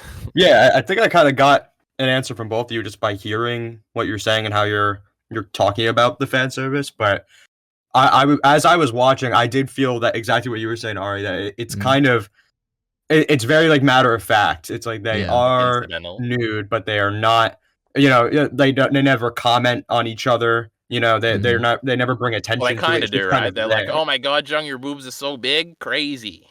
They kind of do, but not to the extent I would expect from anime. You know. Yeah, Um. you probably are. So You're true. Like in a different show, it'd be like, "Oh my god, look at those fucking things," and then the lolly girl would come up mhm, and try and touch the big girl's boobs just because that's how exactly, it works, and shit's like, yeah. 100%. Yeah. So I guess my question would be, uh, do you, as you were, at least when you were watching, did you think that this was just, you know, kind of bait to get horny people to watch, or did you think it was like trying to say something with the nudity? Um, I don't know. I feel like there are shows where it seems like the nudity is part of the thematic point. I think people always say that about Kill la Kill, though I haven't actually seen it. Mhm. For Gunbuster, I thought I've sort of had this idea in the back of my head for a long time, and I kind of try and bring it up, and I don't think I'd ever make a video on it, so I may as well just bring it out now. I think because there is the general things about nudity and the male gaze and stuff like that, which is all true.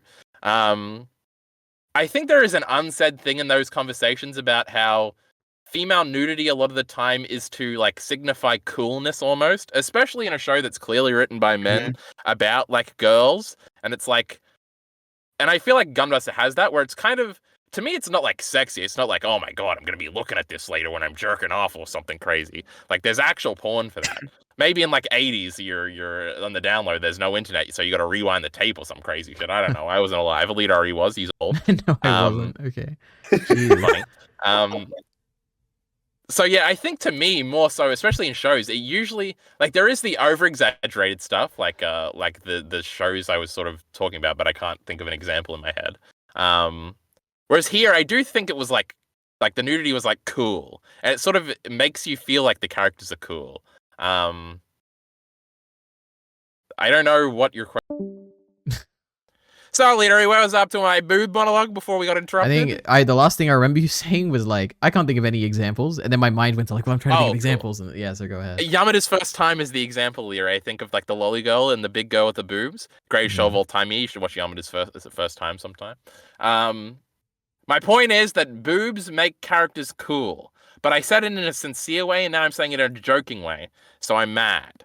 But did you hear my thing where I was like, this is a show made by men where it's about women or something? I said that. Yeah. And then I was Yeah. like, I think it's supposed to signal coolness more than like porn. I think you're right. I think you're right, Ugh. especially with the way her last like punch when they're destroying the reactor or whatever it was, and her clothes rip. I was like, there's literally no reason for that unless they think it makes it cooler. Well, Like, I also, it's don't like think she's ripping out her heart, but like she's just ripping her shirt because it's in the same place and she's like True, mimicking the true. movements. But yeah, it's cool. But still, not necessary. So I was trying to think, what Yeah. were they actually going for there? Because obviously, I don't know. I don't think that's the part people are gonna rewind to for for reasons, you know. Yeah. The it's because that shirt rip is very specifically reminds me of like Casca moments, but all those Casca moments are actually bad Mhm. fan service moments where it's like Casca's gonna get raped again, isn't this crazy? And they like do that tease 15 times in Berserk. True. Because very specifically, she gets one boob like of her uniform cut off. This is even before she's Potato Casca too. This is when Guts is slaying 100 men, and that's like bad. But this was good. So take that, Berserk. Wow. EliteAri, did you say something about fan service? I don't remember. No, that was just I made my point already. No, nothing else. Now, did I have anything else to say about fan service? Now, that's a great question, EliteAri. Fan service and naked girls are cool. I think I covered that. My next note is about time travel dilation. We kind of already talked about this, however. I thought of it like a new discovery or something. Oh, yeah, I brought that up where I thought guess, it was, didn't know they had that wait, in the me, 80s. Go ahead, EliteAri. you've seen Interstellar, right? Yes, I have, and I immediately thought of Interstellar the way it handled the time dilation. Yeah, so I was just thinking, like, Kyle, as someone who's never seen Interstellar, is this like the first thing you've seen that actually like has this in a story? Have you experienced a story like this? Probably. I think I've seen a million like YouTube videos about a bunch of other different stories like this, though. But if you ask me to think of an example, of course I can't. That's okay. Shut up. But yeah, I guess it does color like I guess a modern audience's perspective when you watch this, because Interstellar is obviously way more popular than this, and it is what like it tackles time dilation as like a core It is like the point of it. Maybe even more so than this. But it's to a similar degree probably.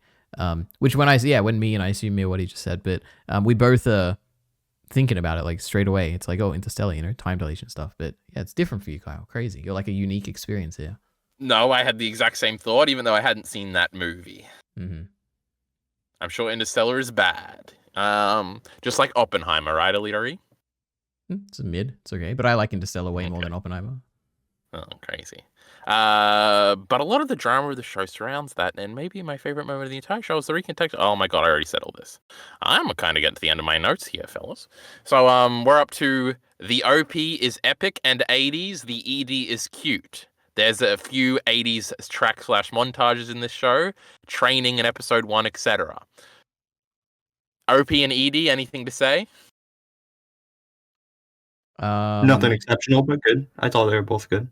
I thought the opening was groovy. That's the one word that came to mind. I was like, man, It was very 80s. Yeah, I like the song, I guess, more so than the visuals. The visuals felt a lot like, oh, we're seeing stuff that will happen later. Or maybe it was just for the stuff in episode 1 or something. I don't know. All I remember from the visuals is that it starts on like long shots of Japan. Yep. And the running shot of the training is in there. I guess the reason I think that it was like compilation of stuff that happens later is that later on a scene happened. I was like, I've seen this scene before, and I was like, well, how have I seen something from the show? But no, it was just in the opening, I guess. It was cool. Ending, I have no thoughts on it. I was fine, but serviceable. That was cute. I like the art style of the ending. Agreed, yeah. I guess another dumb thing about that AMV is my history with this AMV is I watched it. And then I looked up the song. Obviously, I downloaded the song. It's the greatest song of all time. There's a thing about the song. All right, I'm interrupting my tangent with another tangent. Everybody watched the AMV. I already said that 3 times. The song in the AMV, EliteAri, did you recognize the voice at all? Oh, Jesus, Kyle. If I listen to it now, maybe, but when I listened to it, no. I knew it was a Japanese what song, other right? 80s show do you think Dragon Ball? It did the intro? It did no, not Dragon Ball, but that's Chala Henchalar, EliteAri. That's the guy. Wait, what? It's sung by the same person? That's crazy, yeah. That is pretty crazy. He's that guy sang all the Dragon Ball songs. Now, EliteAri, you watched the shitty Ocean dub, I'm pretty sure, so you don't recognize any of the later songs, because once I realized this and I realized he did all of the ones, yes, you're a loser and a bitch. I was like, oh my god, it is the voice. And I always thought that they both sounded like 80s and stuff. So that was the craziest thing of this whole Gunbuster experience is I think it was like 2 nights ago. I'm looking up like the song again, and then I see like a live performance, and I click on it, and like he's doing another song afterwards, and it's fucking Chala Henchalar, and I'm like, what the fuck is this? So that was crazy. Mia, do you know what Chala Henchalar is? I've put together through context clues. It's the Dragon Ball Z opening. Yes, crazy. That makes sense. I'm almost certain you must have heard it at some point if we played it for you. But yeah, no, I just listened again to the AMV and I totally hear it. Yeah, so that's really cool. But anyway, at some point I watched the AMV and I looked it up and I knew that wasn't a song in Gunbuster. But then at some point I retconned that in my mind to thinking it was in Gunbuster and it was the OP. And then it wasn't the OP. And then I'm like, oh, it's going to play in the climax. So part of me was like disappointed that song never played in the show, which is completely unfair and completely just an experience to myself. But I will say that was maybe a defining thing of my first experience with the show, was like me waiting for the song to play. But the song is actually the OP of Get a Robo Armageddon, which is like, I don't know, some crazy second season of Get a Robo. That's very, very Devilman inspired, EliteAri, if you watch the OP for that. It's probably the greatest anime OP of all time. Haven't seen the show, but that song's fucking incredible. I guess I didn't get either of you to say anything about the AMV, so if you have anything to say about it, I guess we can talk about it now. I mean, I thought it was good. I assume it's important to you because of the context of, how you found the show and what kind of eventually inspires you to watch it. I thought it was a good AMV, but I didn't have much to think about it. I watch it every time, and I get pumped up, and I start throwing fists. Ooh. I did think it was cool that because of the length of the show, you can kind of just cover the whole thing pretty well in 4 minutes, and that was pretty impressive. And it doesn't really lose much of the feel either.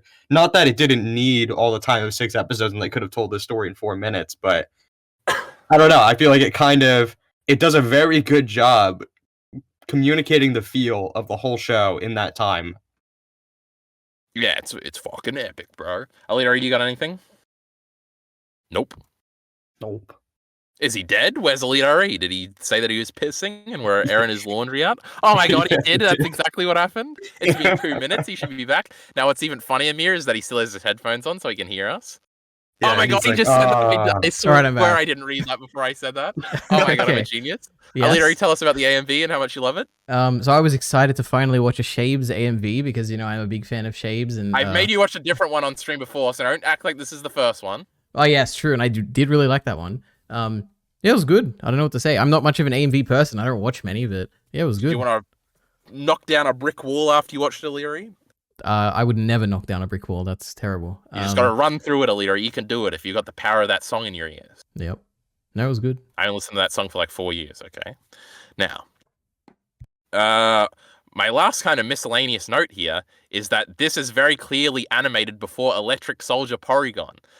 Mia, do you get that reference? Is that the Pokemon episode that was like banned because of the flashing strobe lights. light? Oh. Yeah. Because there's one shot in this goddamn show where I swear to God my remember eyes this. hurt afterwards. It must have been in one of the final fights, and it would have had to have been episode 5 because the other one's in black and white, where it's just like, oh my god, blue lights flashing and then red Oh, yeah, lights the immediately, and I lightning. was like, Jesus Christ. So yeah, and obviously it's like 10 years before that, but it was just funny. I was like, Jesus. That's why in that My Hero Academia fight it was dimmed. That's crazy. But and then my other note is about the Steven video and parody stuff. I already brought that up. Screenwriter, silly. Oh, one of the screenwriters in the same segment of that video said that this was going to be a silly robot girl anime. And then parody. Oh, and then they had one of the other writers said like some philosophical thing about parody where he was like, we want Gunbuster to be parody becoming methodology or something. So try and Wow. figure out what that means. I don't understand, but anyway. I guess Mia said he didn't make any notes. So EliteAri, did you have any notes? Oh, like that actual you notes? wanna- Yeah. Okay, 'Cause I'm done firstly, with my notes. Unless we got big topics that I'm missing. yeah, we'll see. I don't have that many notes, but the first one is calling way back to the beginning of our discussion where you mentioned there were these end of episode like science lesson things, which I did watch. And I'm like, why is this a thing? Because I've seen this in 4 different things. Okay, I've seen it in It's a Gunbuster. Blu-ray extra EliteAri. Oh, is That that make what you that buy the is? Blu-ray. Is Well, that it was probably not on the Blu-ray. They didn't make this for the Blu-ray, but on the video extra or whatever. that would make sense? On a re-release or something, I'm guessing. But I've seen it in modern stuff. I've seen it in JJK. I've seen it in, well, kind of in JJK. They have like a similar kind of thing. I've seen it in Hunter x Hunter. They definitely do at the end of every episode there, at least in some arcs. And also in Gintama, I think in some episodes they do it there. But I wonder if this was like, surely it didn't start with this, but maybe it did. I don't know. No, probably not. I don't know. But yeah, I think Naruto does it a bunch. I'm pretty sure Pokemon does it a bunch. It's a thing. Crazy. Okay, there's my other note is about the Gurren Lagann pose, which you said was a Gynax True, pose or something. yeah. But yep, crazy. She like folds her arms What's and called the oh, and then Gyanax pose also theory? there's when the mech, I don't know what they call, was it Gunbuster? I assume that's what it was. When she gets into it and she like does the cross-armed folding thing, and then the actual mech itself has like a weird spiky star thing on its eyes, and they do that in Gurren Lagann. And when they do it in Gurren Lagann, I'm like, what is it? Like, why is this happening? But I guess it's a reference to Oh, this. it's a reference. Yeah, Yeah, crazy. probably. Yep. Let's see. A bit more of a substantial note here, I guess, which is that this has 3 happy endings, which is strange, right? I was convinced this was going to have a very devastating ending where everyone's going to die and there's going to be no hope and everything. Because like at the end of episode 4, when like the Gunbuster scene we were just talking about, and the OP is playing and everything, it's like this is that big climactic moment at the end of an anime where, oh my god, we're playing the opening and we're going to beat the bad guys and we're going to win and everything. Was it the opening? I thought it was a different song. I think it was the opening.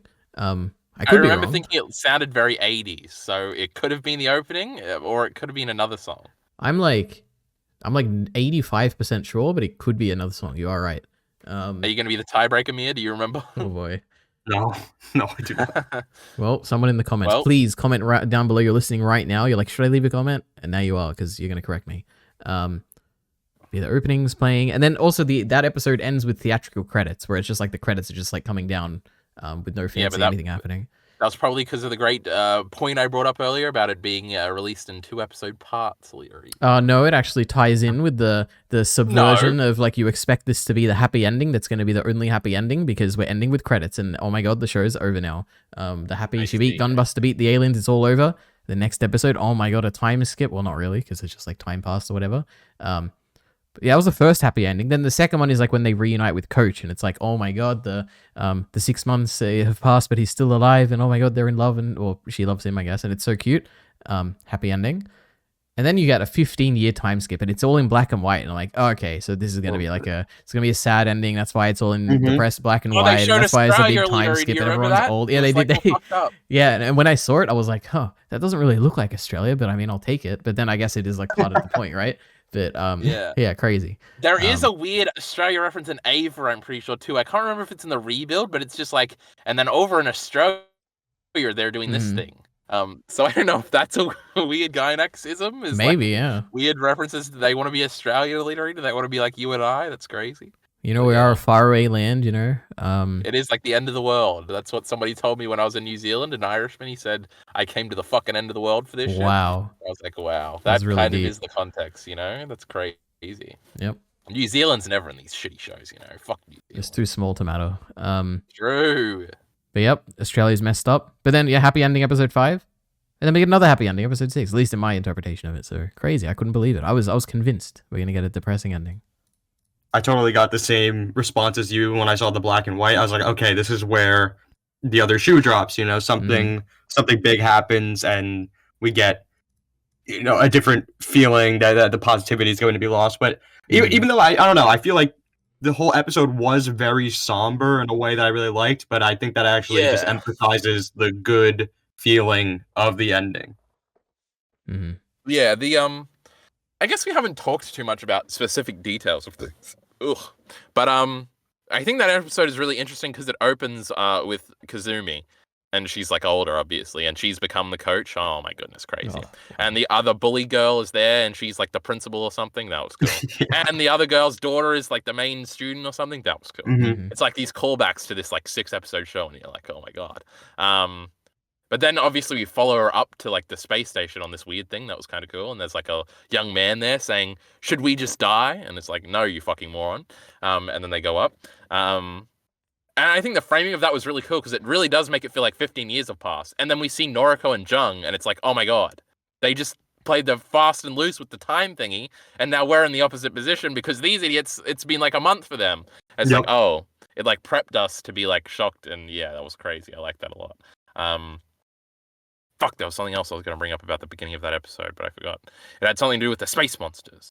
Oh, I guess this was something I was going to say about the space monsters earlier, was like, they never really like have a motivation, and they kind of hand wave the motivation as like, oh, they just see us as like insects, like ruining this one planet, and or do they say bacteria or something? They kind of explain it as like it's like a natural response from the universe to humanity. It's just which is kind of interesting. I feel like, did they do that a lot where they tried to like reframe things in sort of like a small scale to like framing it as like a body or something, or it was, or am I making this up? It's like vaguely reminding me of something. Anyway, what was I saying? Oh, EliteAri was doing his notes. Well, I guess more on the aliens. I guess there was also the implication at the end where they're like, how can they warp in such a close distance or something? Is that implying that the aliens are also advancing their technology? Is that what you guys took from that? Or maybe they're adapting because they seemed organic. So they were like evolving to fight the humans better or something. Yeah, if anything, they look like insects, right? Oh my god, it's crazy. Yeah. No, but no bacteria. They don't have bacteria. Jesus. But then they attack them in like warp or something, and when you go into warp, guys, you got to go into your bunker and stuff, unless you get dared, and then you're gonna meet the love of your life.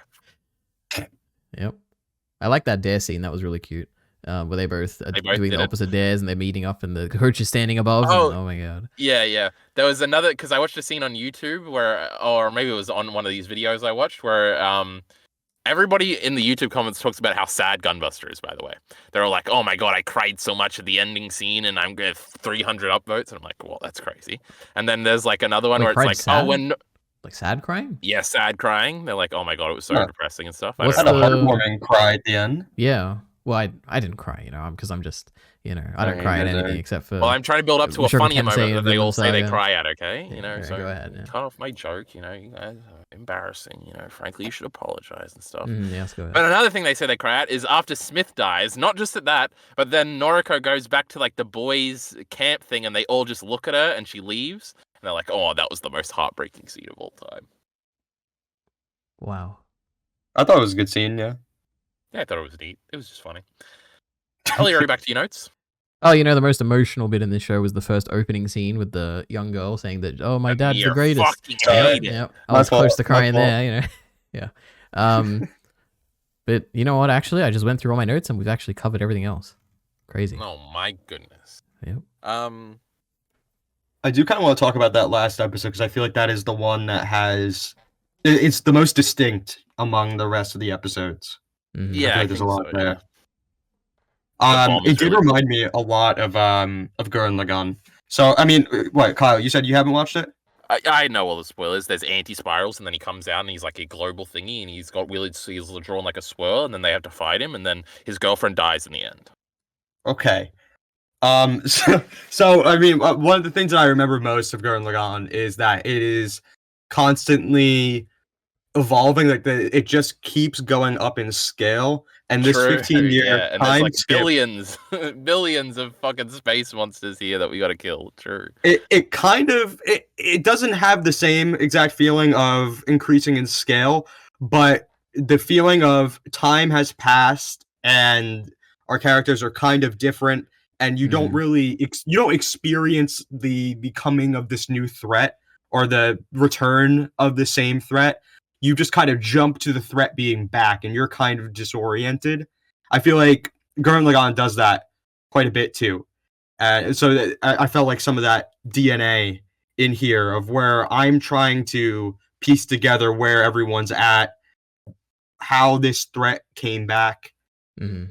But I kind of like that this show does not really, like I was saying before, it doesn't really try to answer too many questions. It'll bring some stuff up to give you a little bit of context, but you're just kind of watching and you're seeing these little details of things that have changed, the way like technology has changed, the like you said before too, like the aliens kind of advancing themselves as well. It's just kind of interesting, and I think the black and white also adds to this, where I felt like I was in the characters' shoes going up to that last episode, and in that last episode I felt like I was kind of watching them through, I don't know, like I wasn't as not invested, I wasn't as immersed now in the same way, it didn't feel like I was in there. I was now watching I was watching a retelling of what had happened.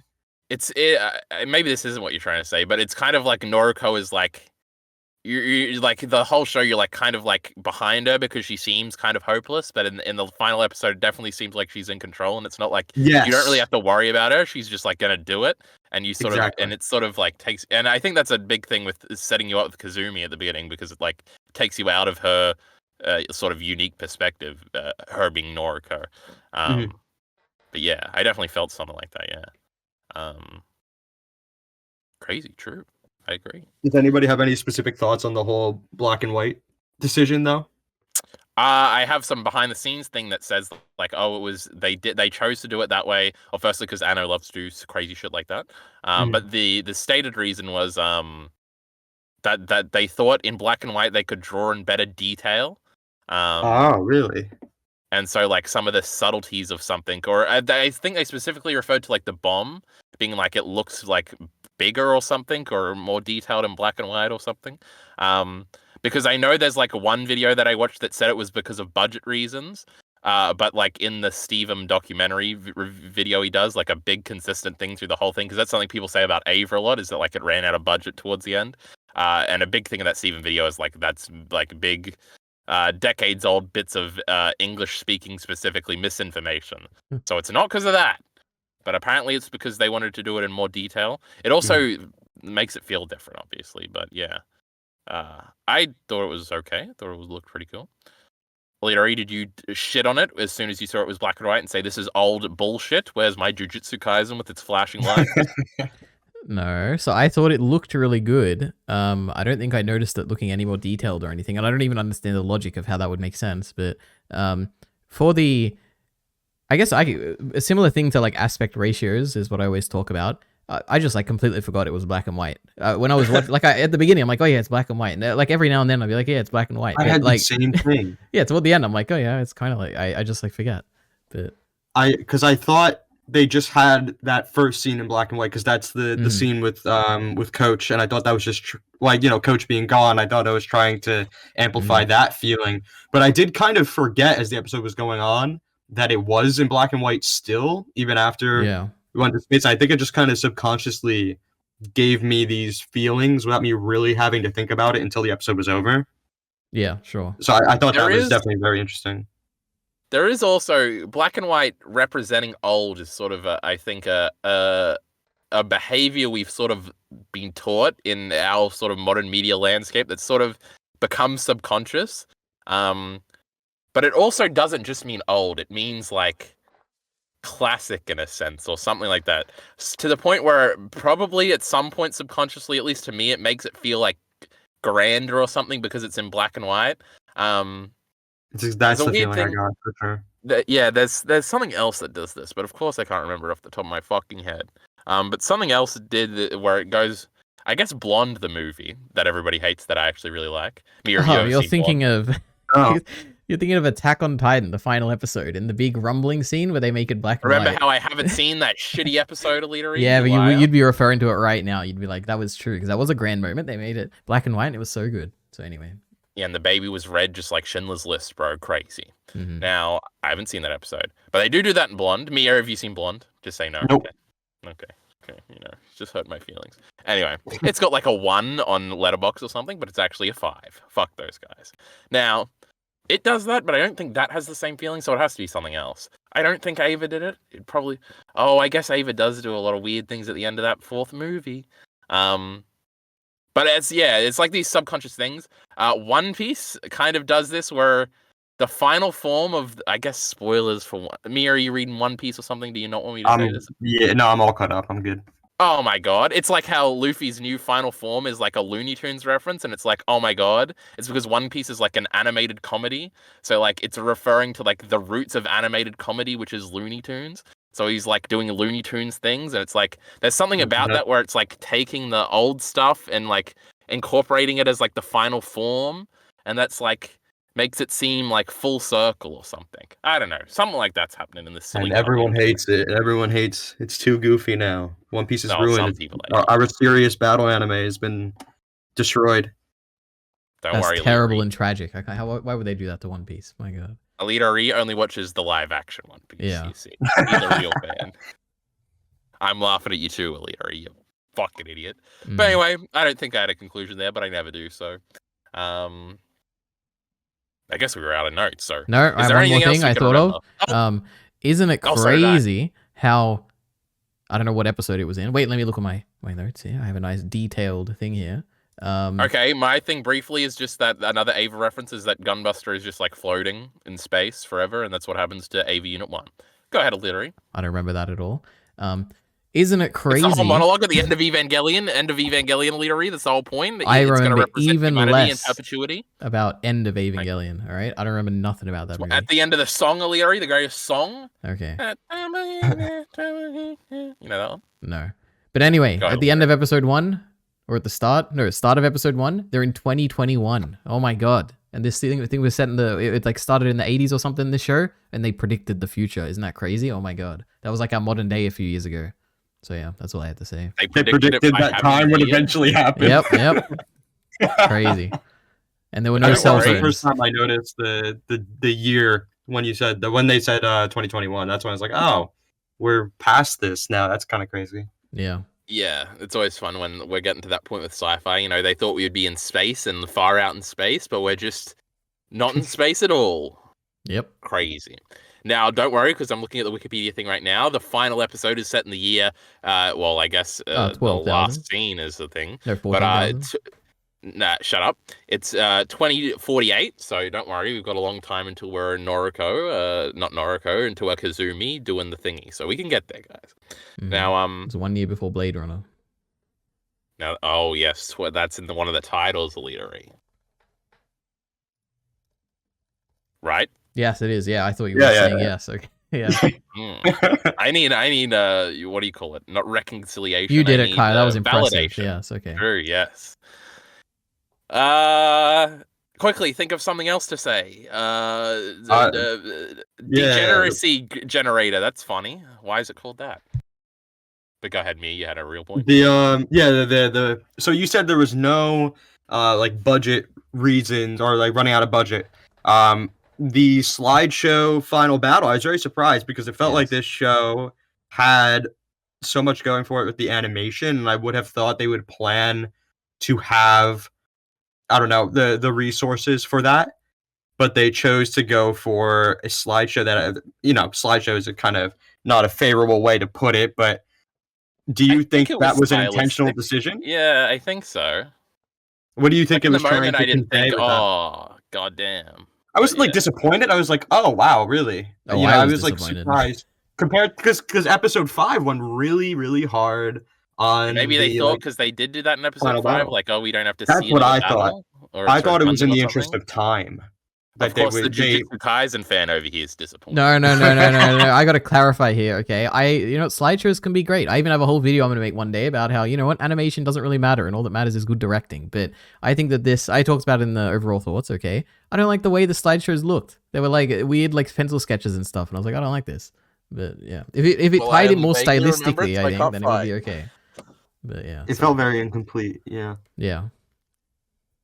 I don't know. Maybe we can do some research after this and discover that everything I've said is a lie, and they did run out of bad shit or something. I don't know. No, I did do a little bit of research only on this point because I wanted to make sure there was, when I saw it was black and white, I want to make sure there's nothing like wrong with my copy that I was watching.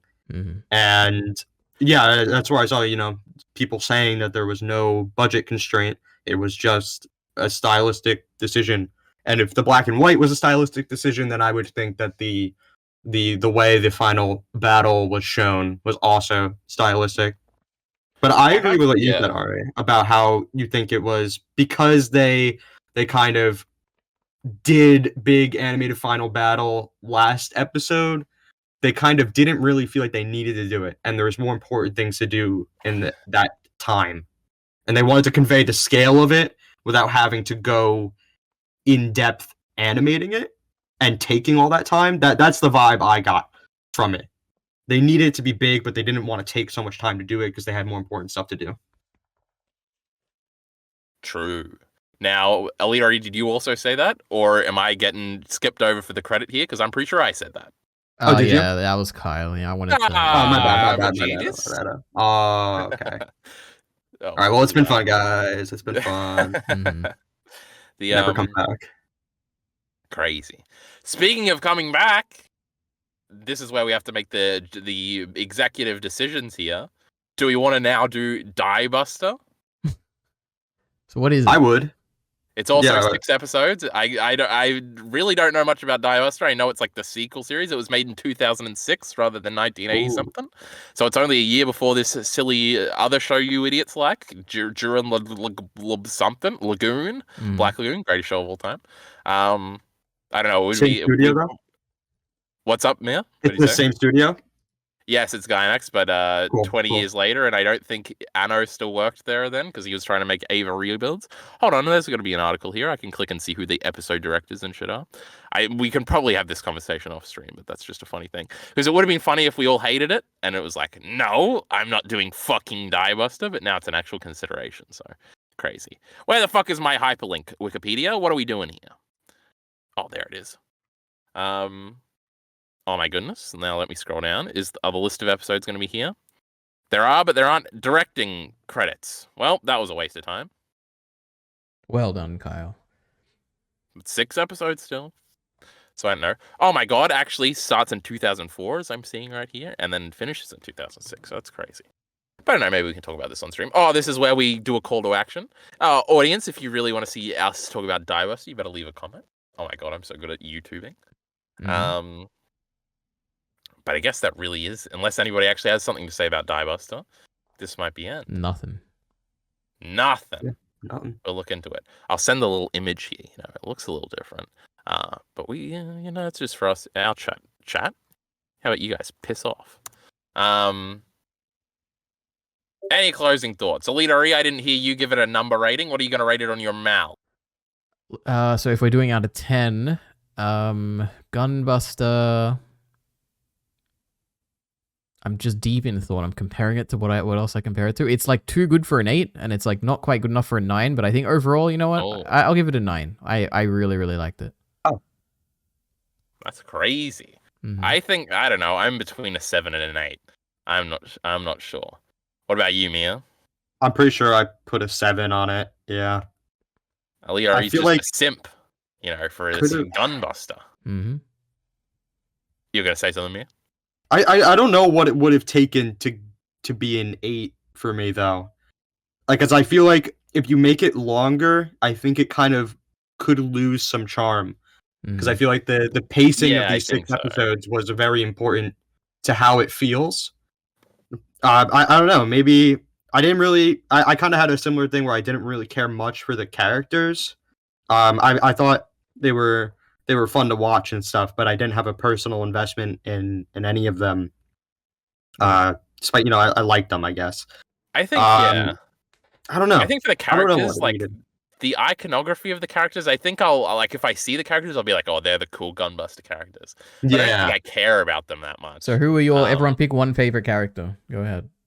Noriko. Noriko. It's probably Noriko, but I like Jung, right? She was cool.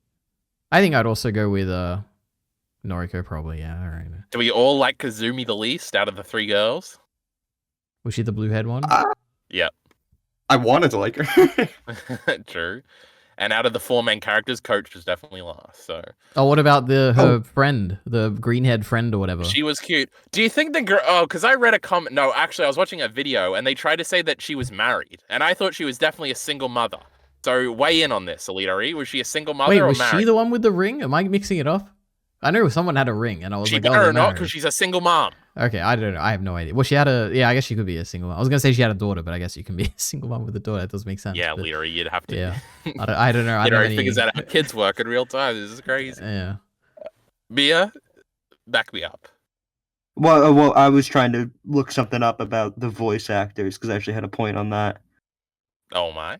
Well, we'll buy time while Mia does that, EliteAri, by saying she was a single mom, you idiot. We didn't see no man. Mm-hmm. There weren't many men in there. Yeah, you're talking about oh god, what's her name? Kimiko. Yeah.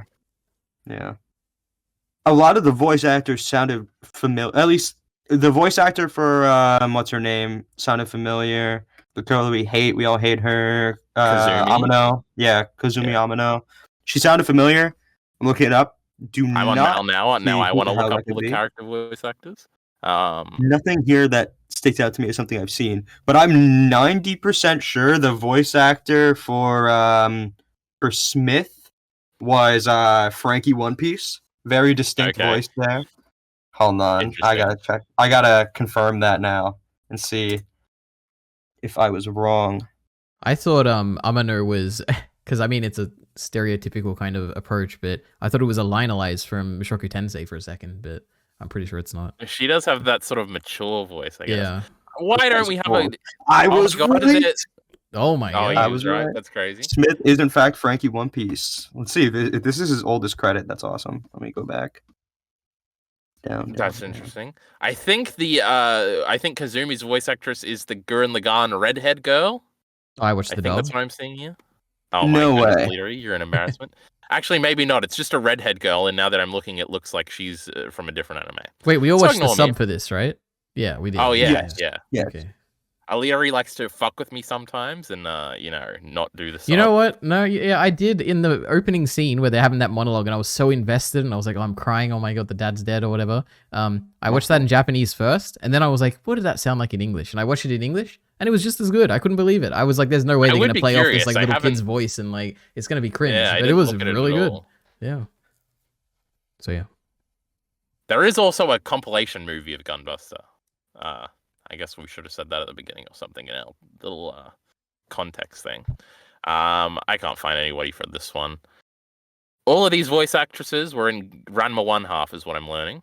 Oh no, that's just because that just got announced, and they're all going to be in that. They're all still alive, I guess. That's crazy. Oh wow.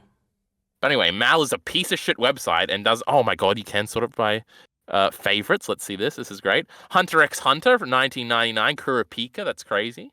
Death That's Note crazy. as Nia is this one Nier? girl. I would have guessed it. Wow. Okay. Damn. Now this is Noriko. Wait, her name is Noriko too? Oh my god. That's crazy. Oh, that she was probably named for it. I did see another behind the scenes thing is like the coach is named after like the manager of Gianax or something, and there were a bunch of name references where it was like, well, if we're doing our first show and we've only got 6 names, well, who are the people around the office is kind of funny. But yeah, Nia, Kurapika, and then it's just a bunch of Gunbuster stuff. Inuyasha, she's Q. I don't know. I haven't seen Inuyasha. Anyway, doesn't seem like there's many other popular ones. And now this is the coach, I think. Oh my god, let's search by favorites.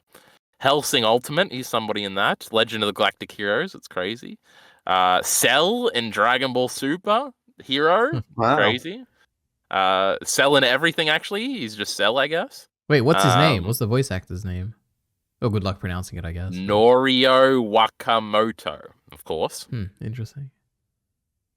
I don't see Frankie here, though. But maybe I looked at the wrong one.